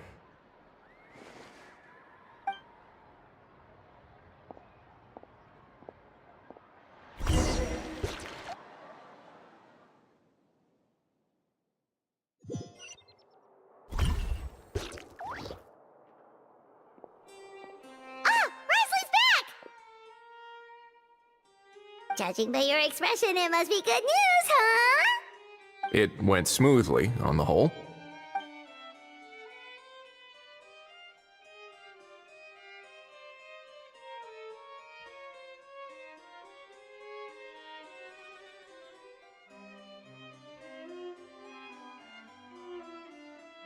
So basically, we hold off until Argento and the other party have set up the next stage of the transaction. Then we plan our next move. Patience will be key. I get that. It's like hunting. I'm just not sure the other party will take the bait so easily. Well, if he didn't need the money, or if he valued self-preservation over making a profit, he could have walked away as soon as the contraband was brought to the Palais Mermonia. On top of that, although he hasn't shown his face yet, he seems to have no followers or accomplices, and he's relying on an extremely limited set of options to push the deal along. So, if you ask me, he seems like someone who cares a lot about his image and has a somewhat high opinion of himself, but lacks any real ability. I almost get the feeling that if he misses out on this opportunity, he won't have any other way of making money. His every move is like a spin of the roulette wheel, hoping that the ball will land exactly where he wants it to. Or, I don't know. Maybe he'll cut his losses and vanish into thin air, and our efforts will have been in vain. At least Natlan will get the stolen relic back, so it won't have been for nothing. In that case, let's hope his arrogance stays in play.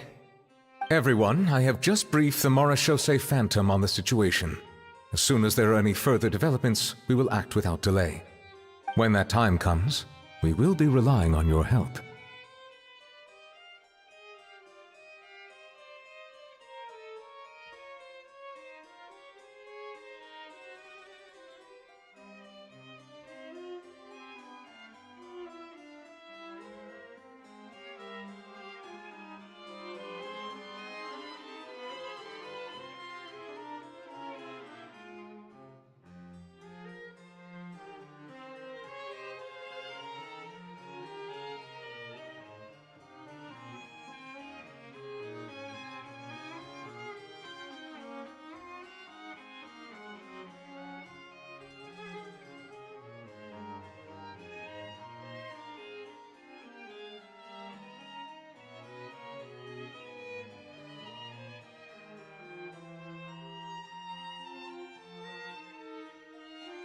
We'll be waiting for the good news!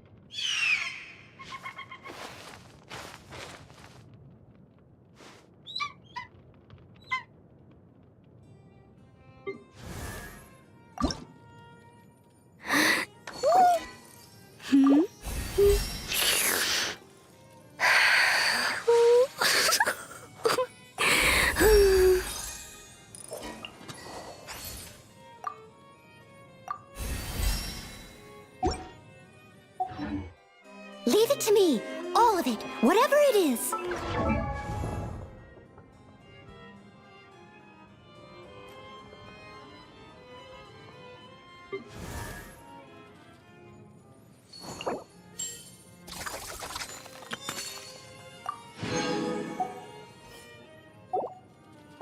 What exactly is it?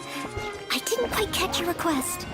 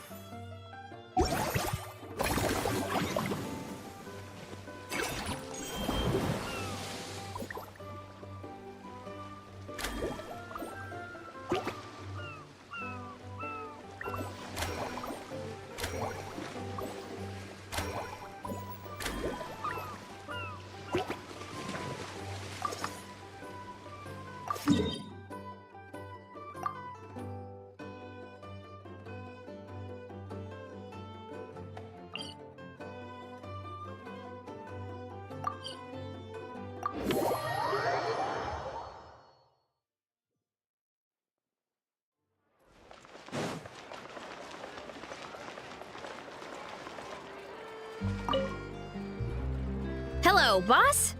I'm from the Collective of Plenty. You might recall receiving a letter from us requesting you to design some components. Wait a sec. Why does Ian-san need clockwork mecha?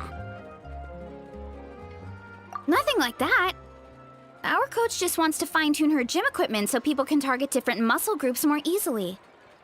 She mentioned something about a rowing machine to focus on back muscles, as well as a pec deck and a leg press machine. The parts that connect the ropes and weight plates wear out easily, but they need to be strong. So Coach Ian-san thought she'd give Fontanian Clockwork Mecha a try. It all sounds so technical. When did fitness turn into some kind of complex engineering problem?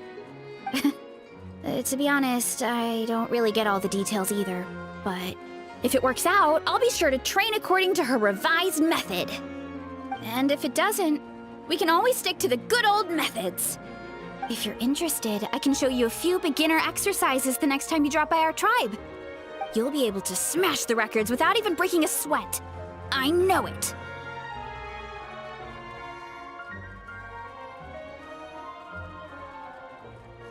Paimon will pass on that one. She'll be rooting for you from the sidelines, though. You can always try the equipment we keep for little Saurians, Paimon. As long as you start out with the super light weights, you'll be fine. Weight training's for everyone, you know. As long as you put in the effort and keep it, anyone can develop rock-solid muscles. No!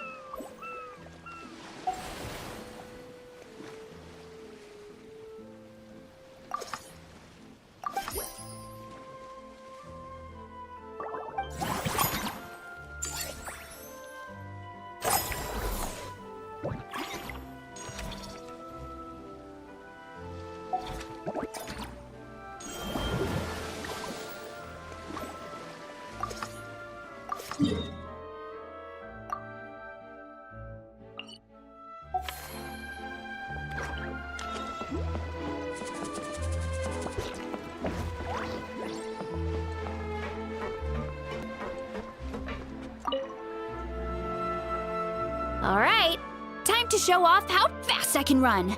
I'm gonna go have a blast, then come back, calm down, and focus on running my fruit stall. That's right.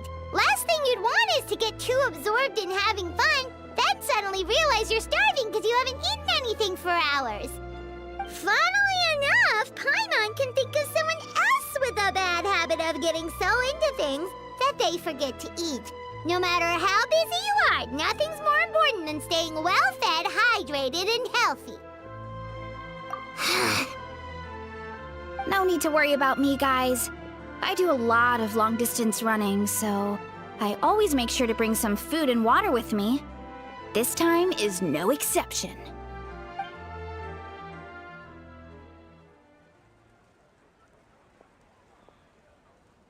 Woohoo! That was incredible! How was it? Did you get through all the levels? It was amazing! Not only did I get a super high score, but I also checked up on every homage to the original films, and even recreated several iconic scenes starring comic book superheroes. I'll focus on doing business this time round, but if there's ever another event like this, please let me know as early as possible. I want in!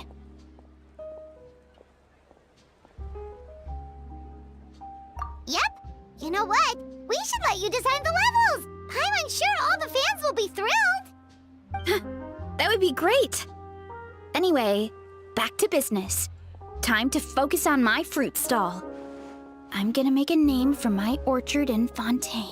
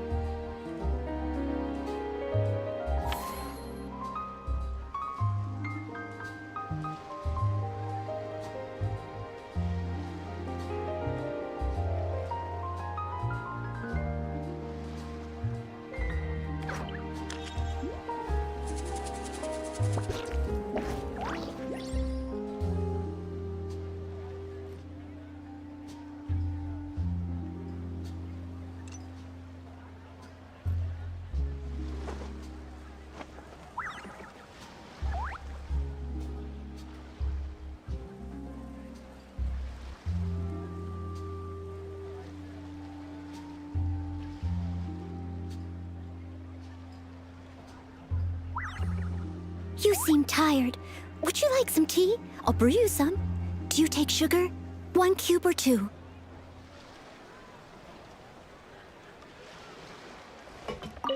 Seeing how happy everyone is here, I can't help smiling myself. Would you like some fruit? Feel free to take some.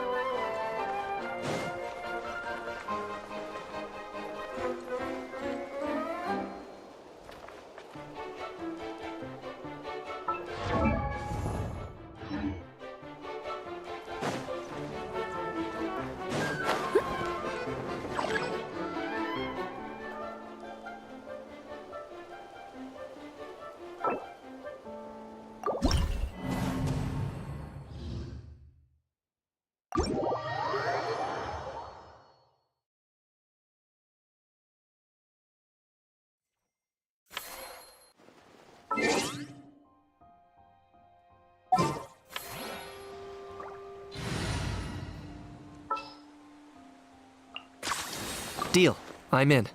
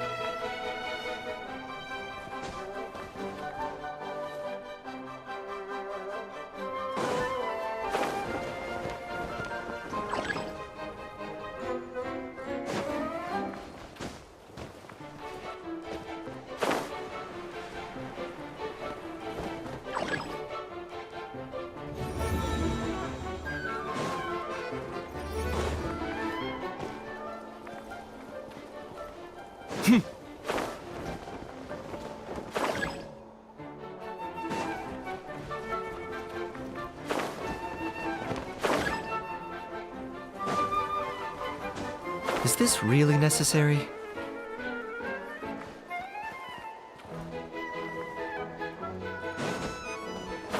Ha!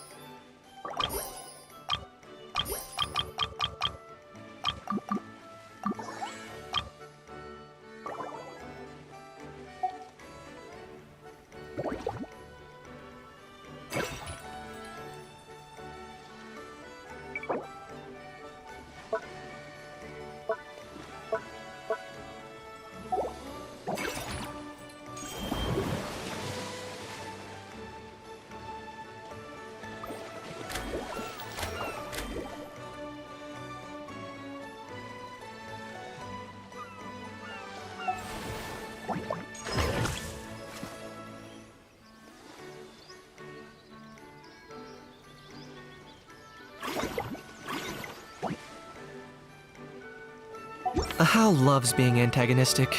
Just ignore him when he's mouthing off. Don't let him get under your skin. I dare you to release me and say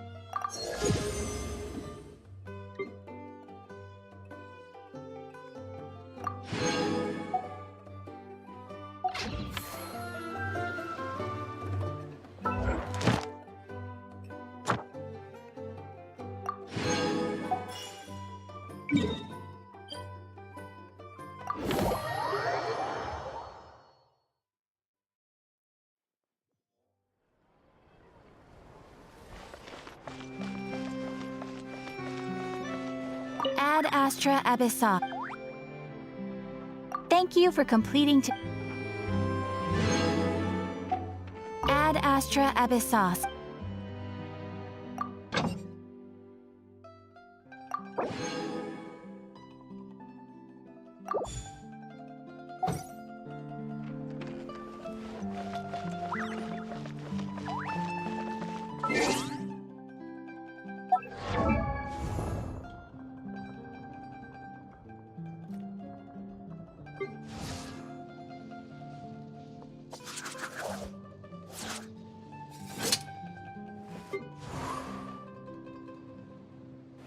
Huh?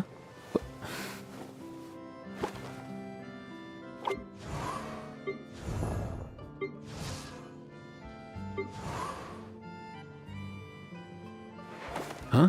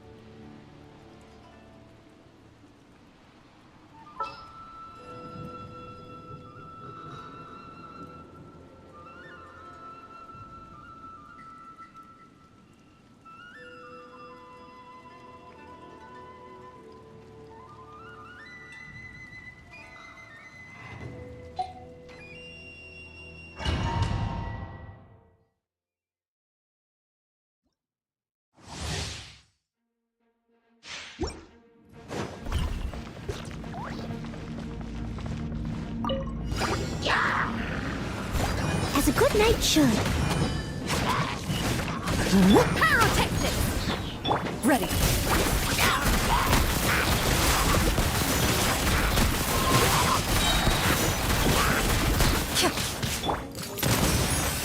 Hey there! Attack! That's the way. Time to rock!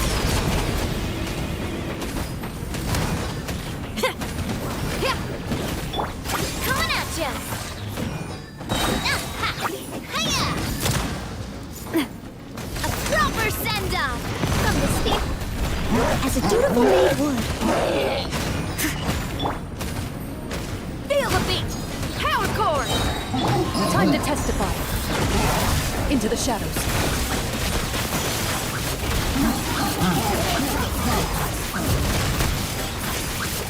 Shred till I'm dead! Haha! Fire! Well, with rocks.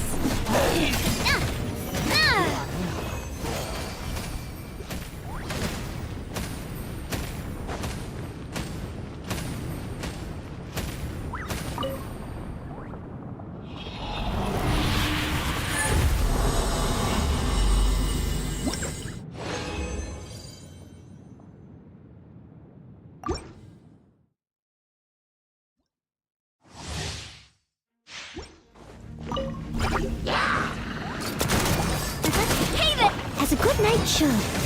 Steady as stone. Feel the beat! Amp it up! Coming at ya! Fire! Well, Move it.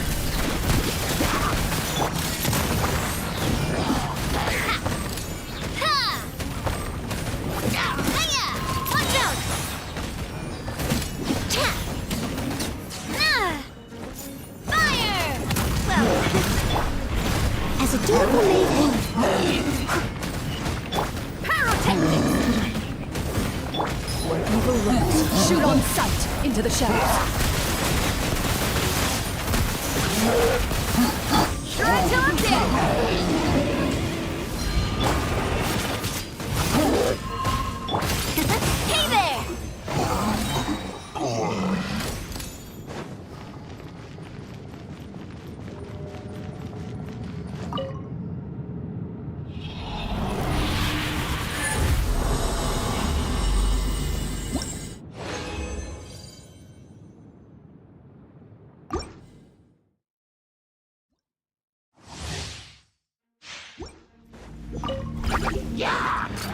Hey there! Fire! Well, I must leave no stone unturned, as a good knight should. Feel the beat!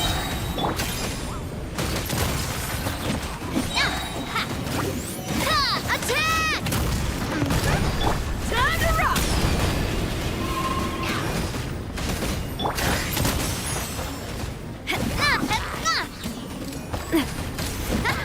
Watch out! Cha! Leave it all to me, as a dutiful maid would. Pyrotechnics! Power chord! Attack! That's coming at ya! Amp it up! Time to testify.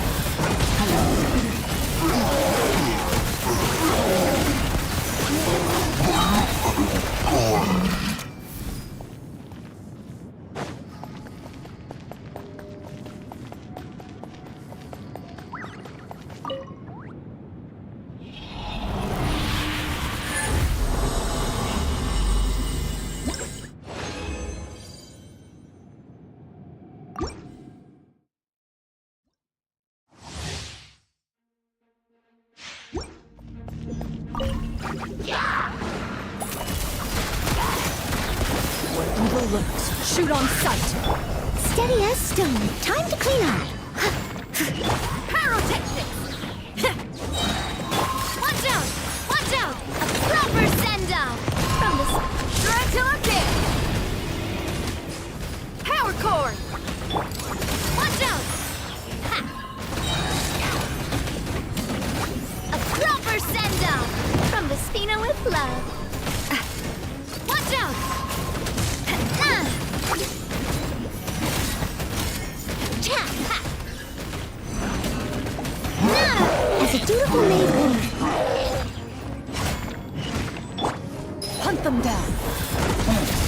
Time to rock! Hey there! A proper send-off from this... Time to clean up. I must leave no stone unturned. Watch out! Coming at ya!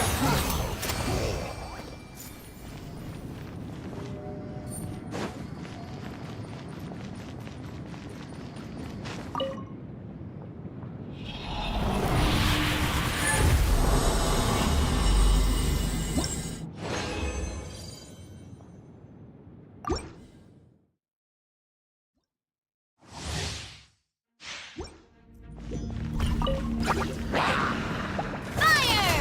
Well, with rocks. Watch out! Amp it up! Feel the beat! Yeah.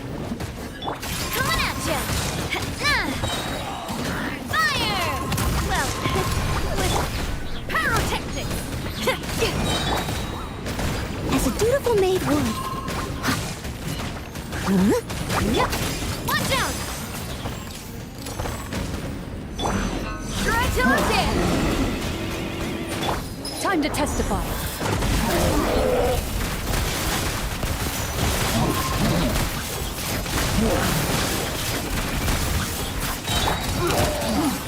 Hey there! Ow! I'm fine. A proper send-off from this... Steady as stone. Time to clean up.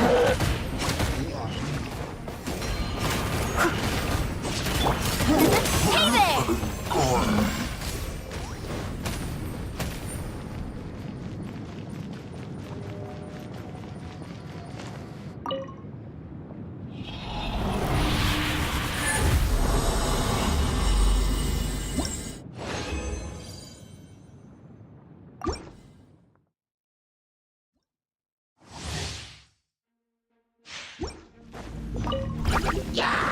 Coming at ya! I must leave no stone unturned, as a dutiful maid would. Amp it up! Watch out! A proper send-off from the Spina with love. Hiya! Watch out!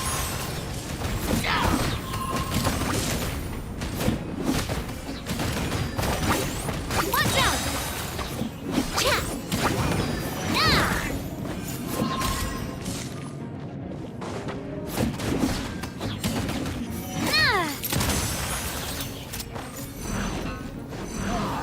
Attack! That's the way. Watch out! Leave it all to me, as a good knight should. Time to rock! Power cord! Coming at ya! Hiya! A proper send-off from the Spina with love.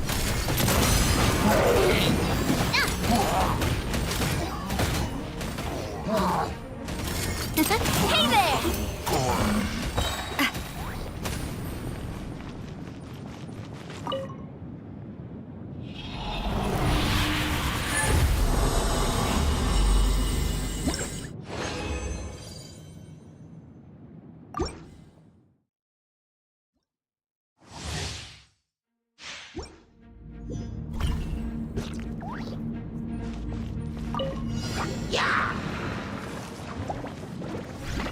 A proper send-off from the Spina... Hey there! Coming at... Steady as stone. Time to clean up. Try till I'm dead! Feel the beat! Coming at ya! Hiya! Fire! Well, with rocks.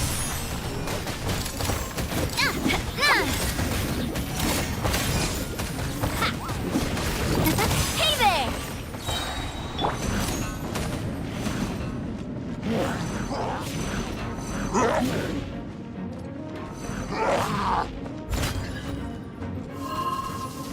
As a dutiful maid would. Coming at ya! Attack! Power core! Where evil lurks, shoot on sight. Amp it up! Loaded.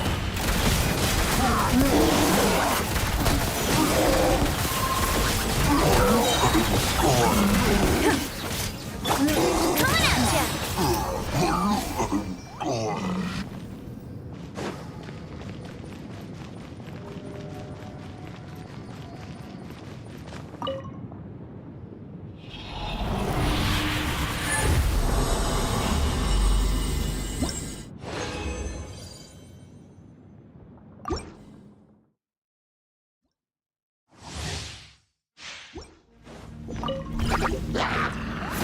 Hiya! Ah!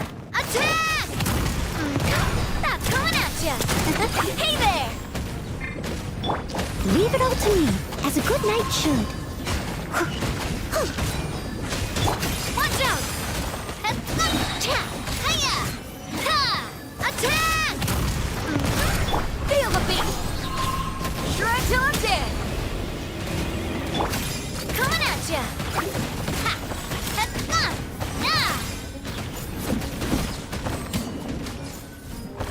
Coming at ya! Ha! Attack! I must leave no stone unturned. Time to clean up. Pyrotechnics! Feel the beat! Hey there! Amp it up! Ready.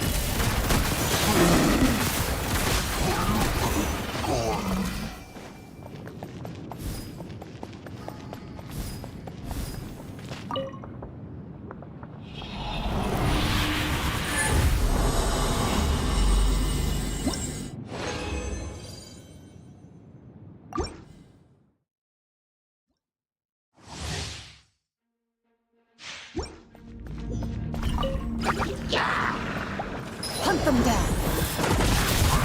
Pyrotechnics!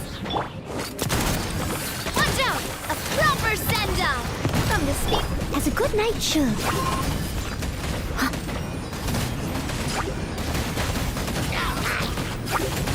Time to rock! Power cord! Coming at ya!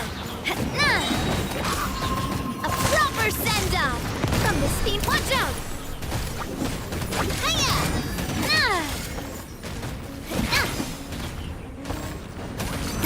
Hey there!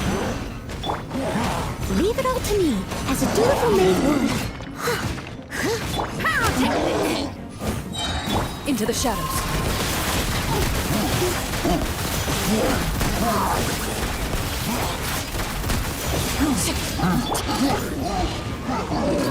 Hey there! Attack! Hey there! Shred till I'm dead! Power cord! I must leave no stone unturned. Time to clean up.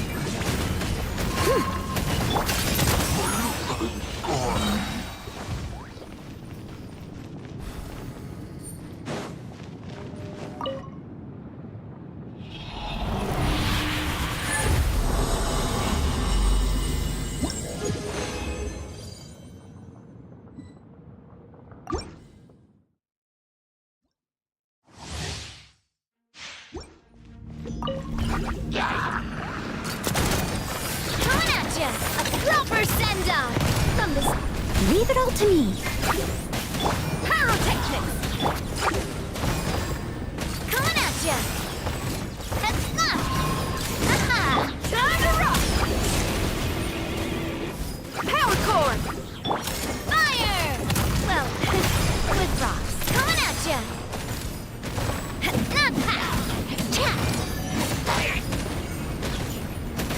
Coming at ya! Steady as stone, as a good knight should. Coming at ya! A proper send-off!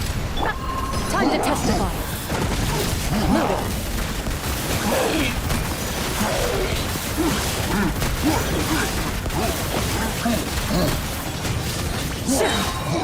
Amp it up! Pyrotechnics! Coming at ya! Hey there!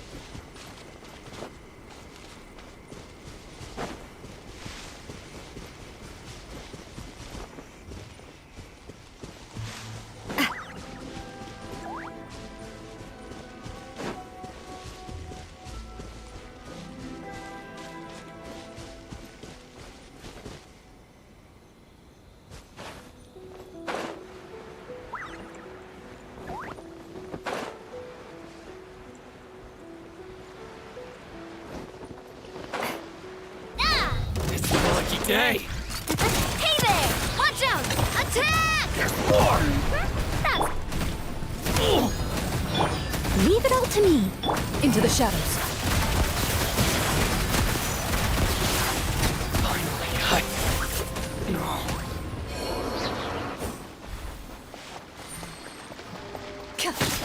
Let's get down to business. Time to rock! Feel the beat! Hey there!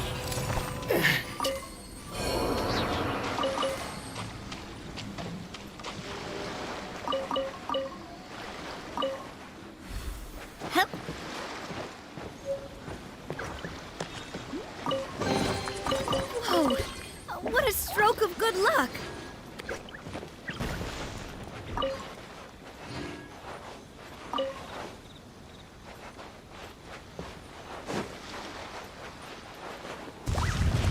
Where'd that come from? Coming at ya! Fire! Well, with rocks. Steady as stone. Time to clean up.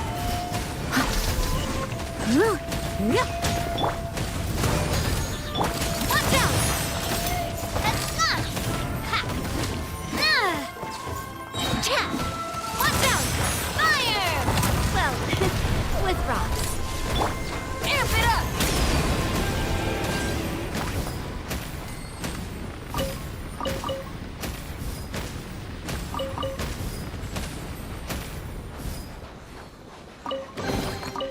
Oh, this rocks!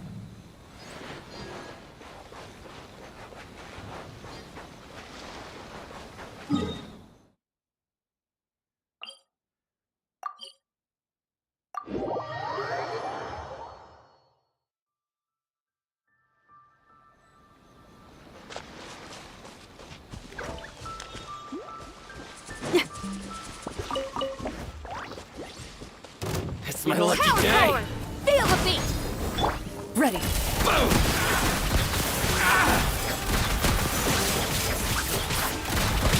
Time to testify. Coming at ya! Hiya! Finally, I... Well, I must leave no stone unturned, as a dutiful maid would. Coming at ya! I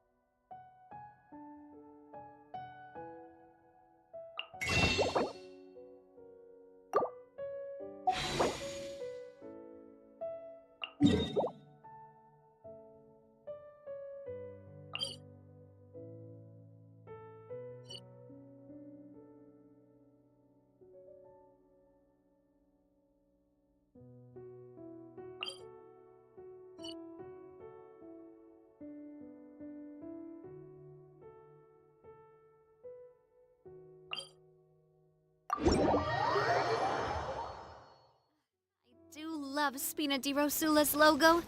It was designed by my mother.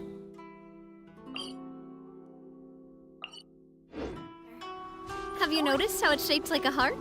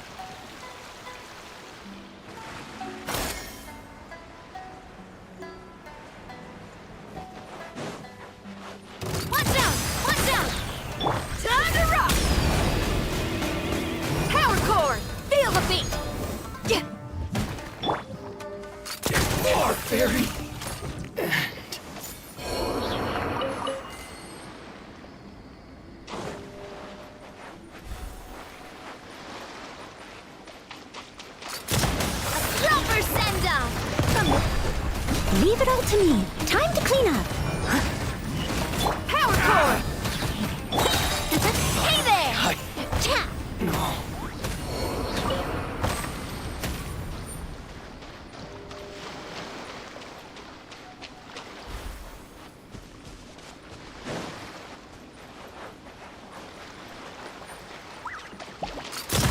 Watch out!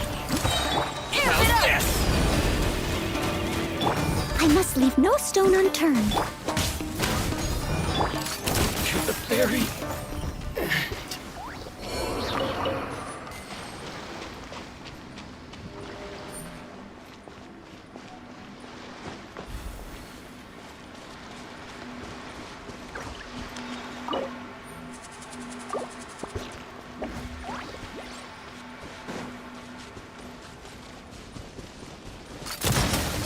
Fire! As a dutiful maid would. Feel the beat! Into the shadows.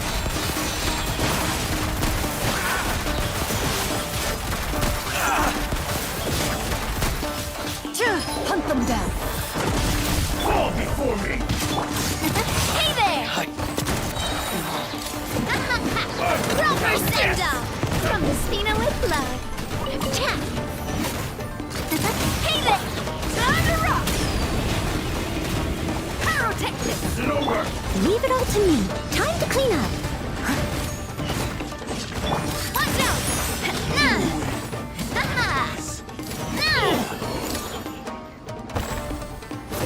How's this? To the ferry?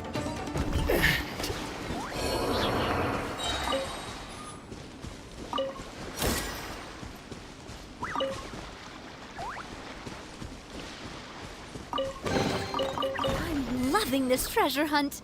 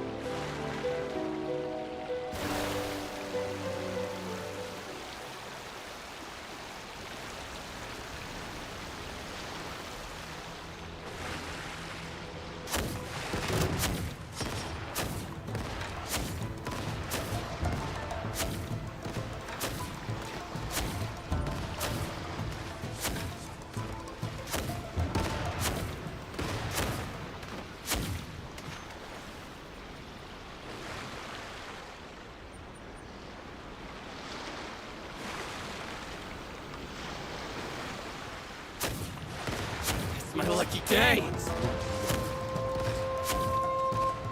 There's more!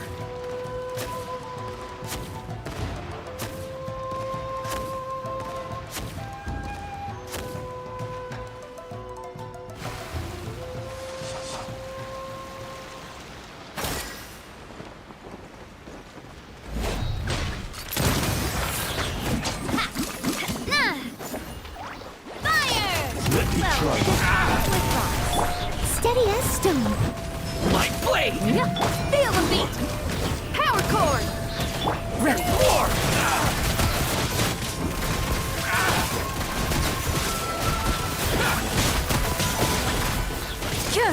Where evil lurks, shoot on sight. There's more! To the ferry? Attack! That's the way.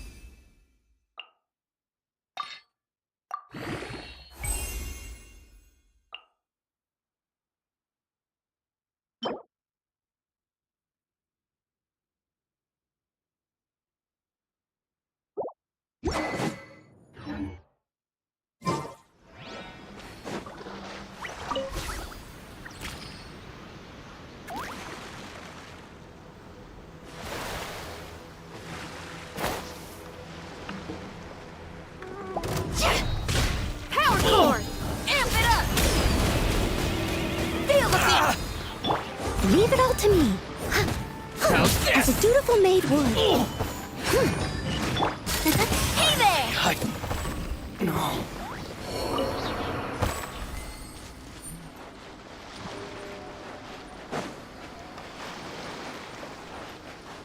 Watch out!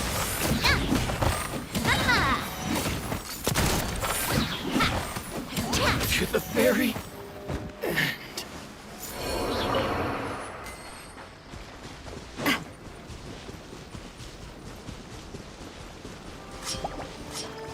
Attack! That's the way. Steady as stone. Time to clean up.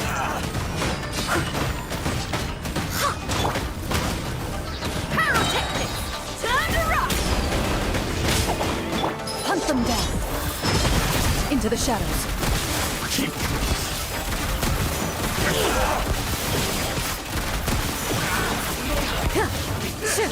Watch out!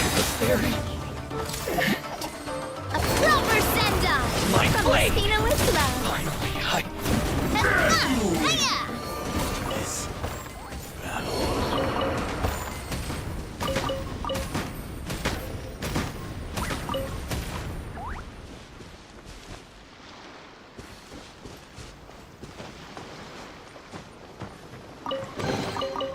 Whoa!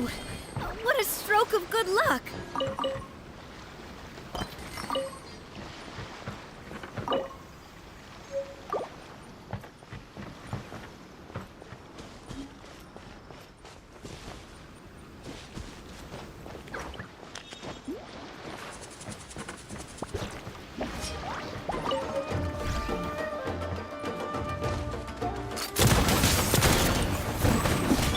Leave it all to me. As a good knight should. Someone needs assistance.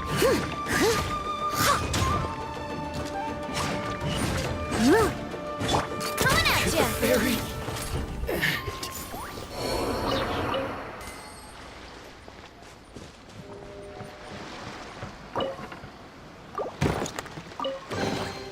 Quick, let's pack it up.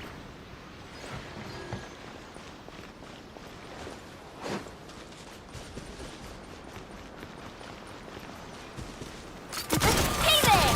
Fire! Well, Shred till I'm dead! Feel the beat! my blade. watch out!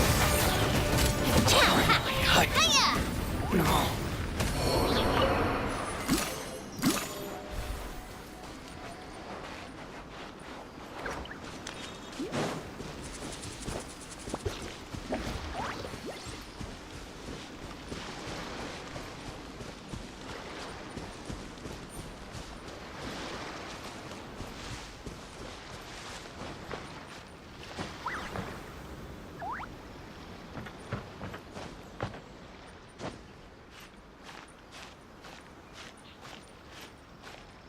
It's my lucky day.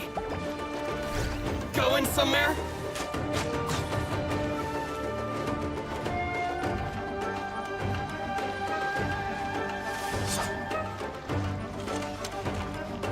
There's more! Coming at ya! Watch out!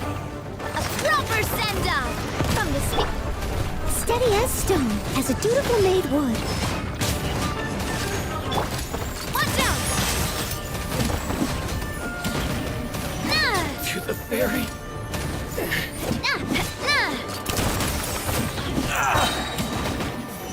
finally, no.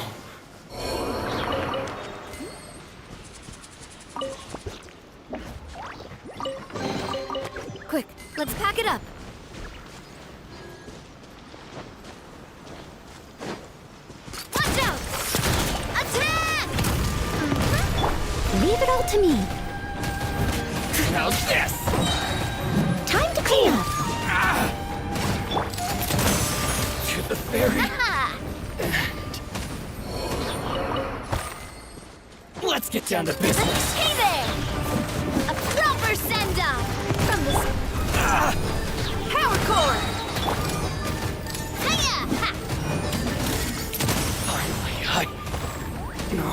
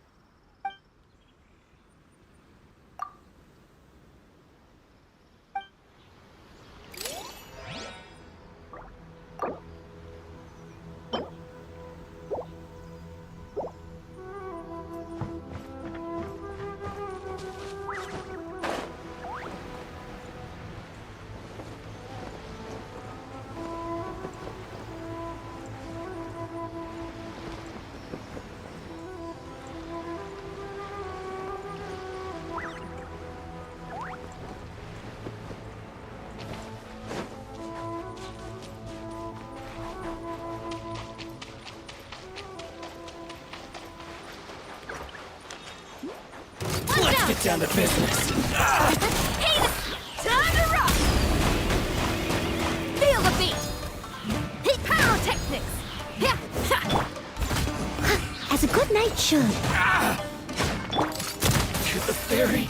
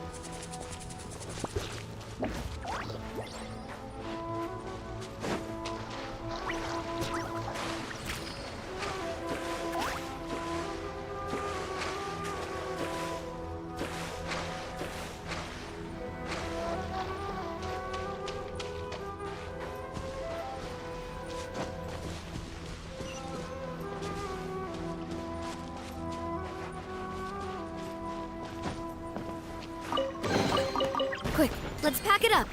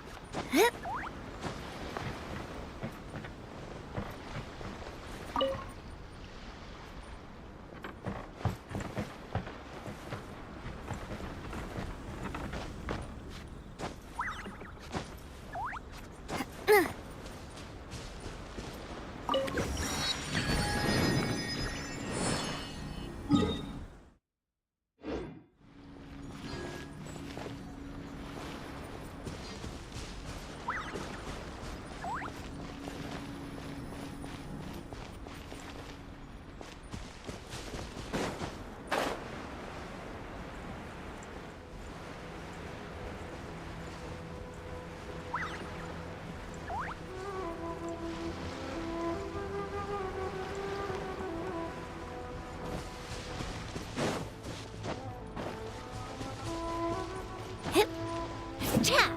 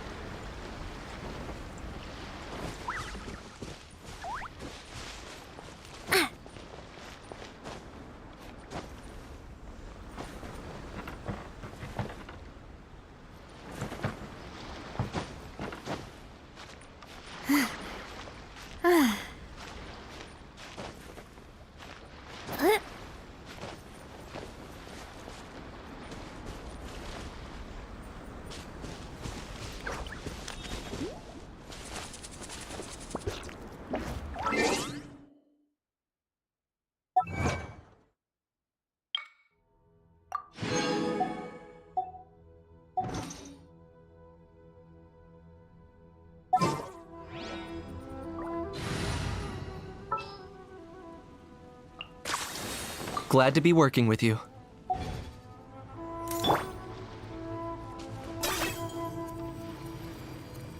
Hi! Ha!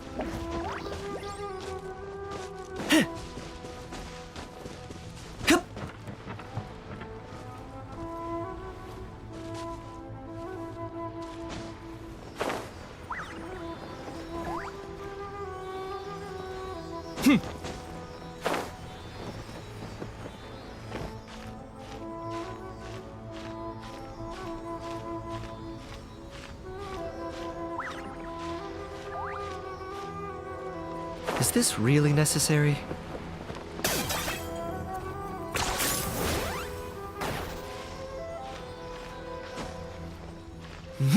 Yeah.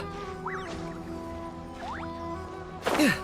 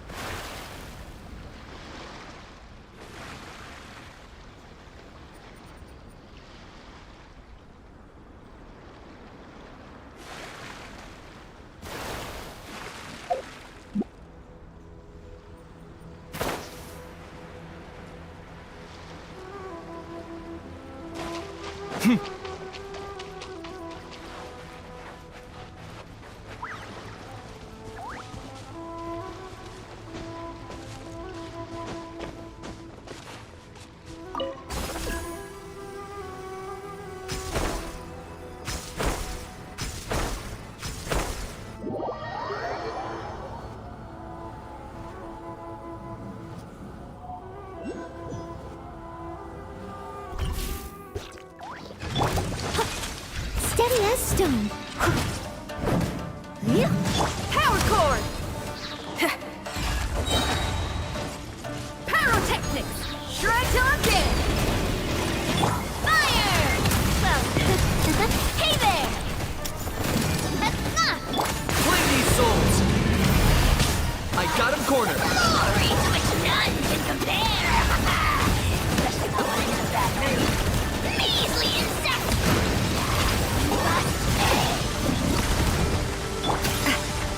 Watch out! Chat coming at ya! Leave it all to me, as a dutiful maid would. Fire! Well, 10 points for agility.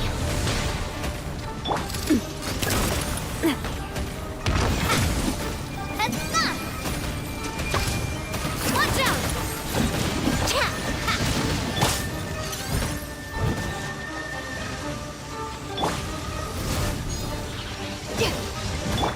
Coming at ya! Fire! Well, with rocks.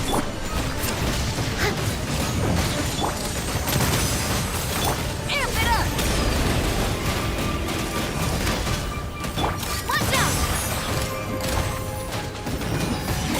Time to clean up. Watch out! Proper send up from the Spina with love. Coming at ya! Cha!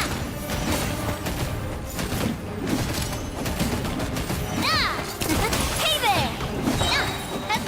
Proper send up from the Spina with love. Hiya! Ha!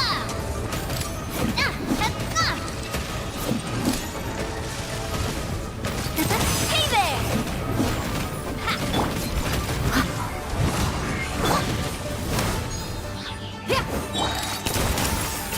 Time to rock! As a good knight should.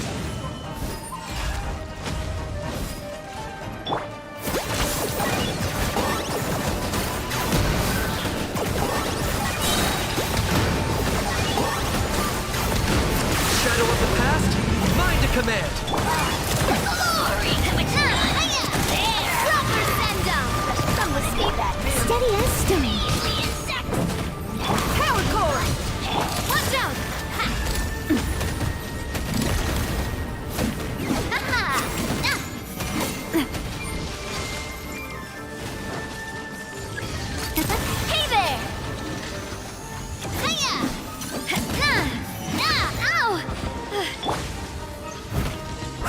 Leave it all to me.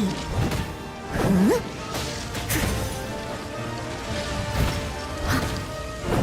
Watch out! Coming at ya! Attack! As a dutiful maid would. Pyrotechnics! Watch out! Steady as stone.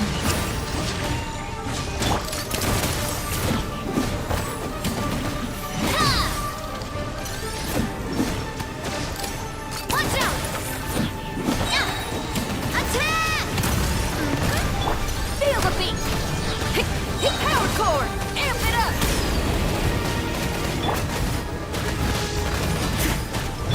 Coming at ya! Hiya! Cha! Time to clean up. Coming at ya!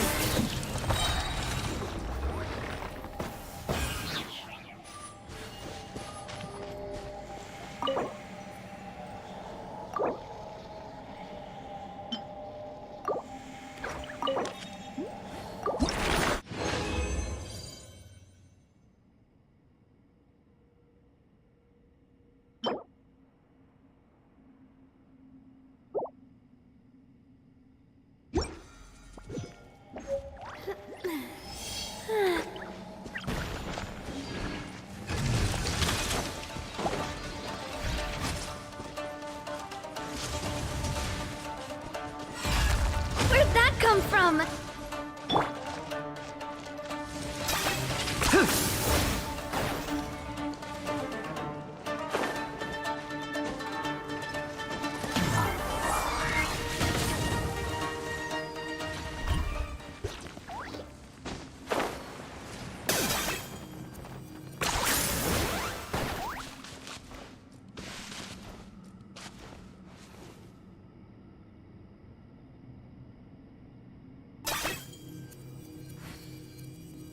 Are you running away?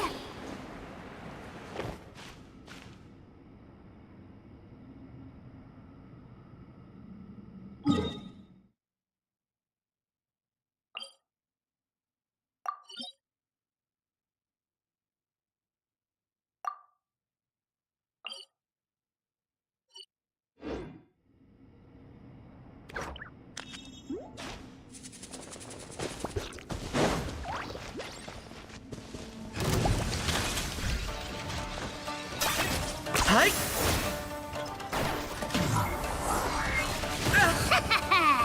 Pleasure doing business with you.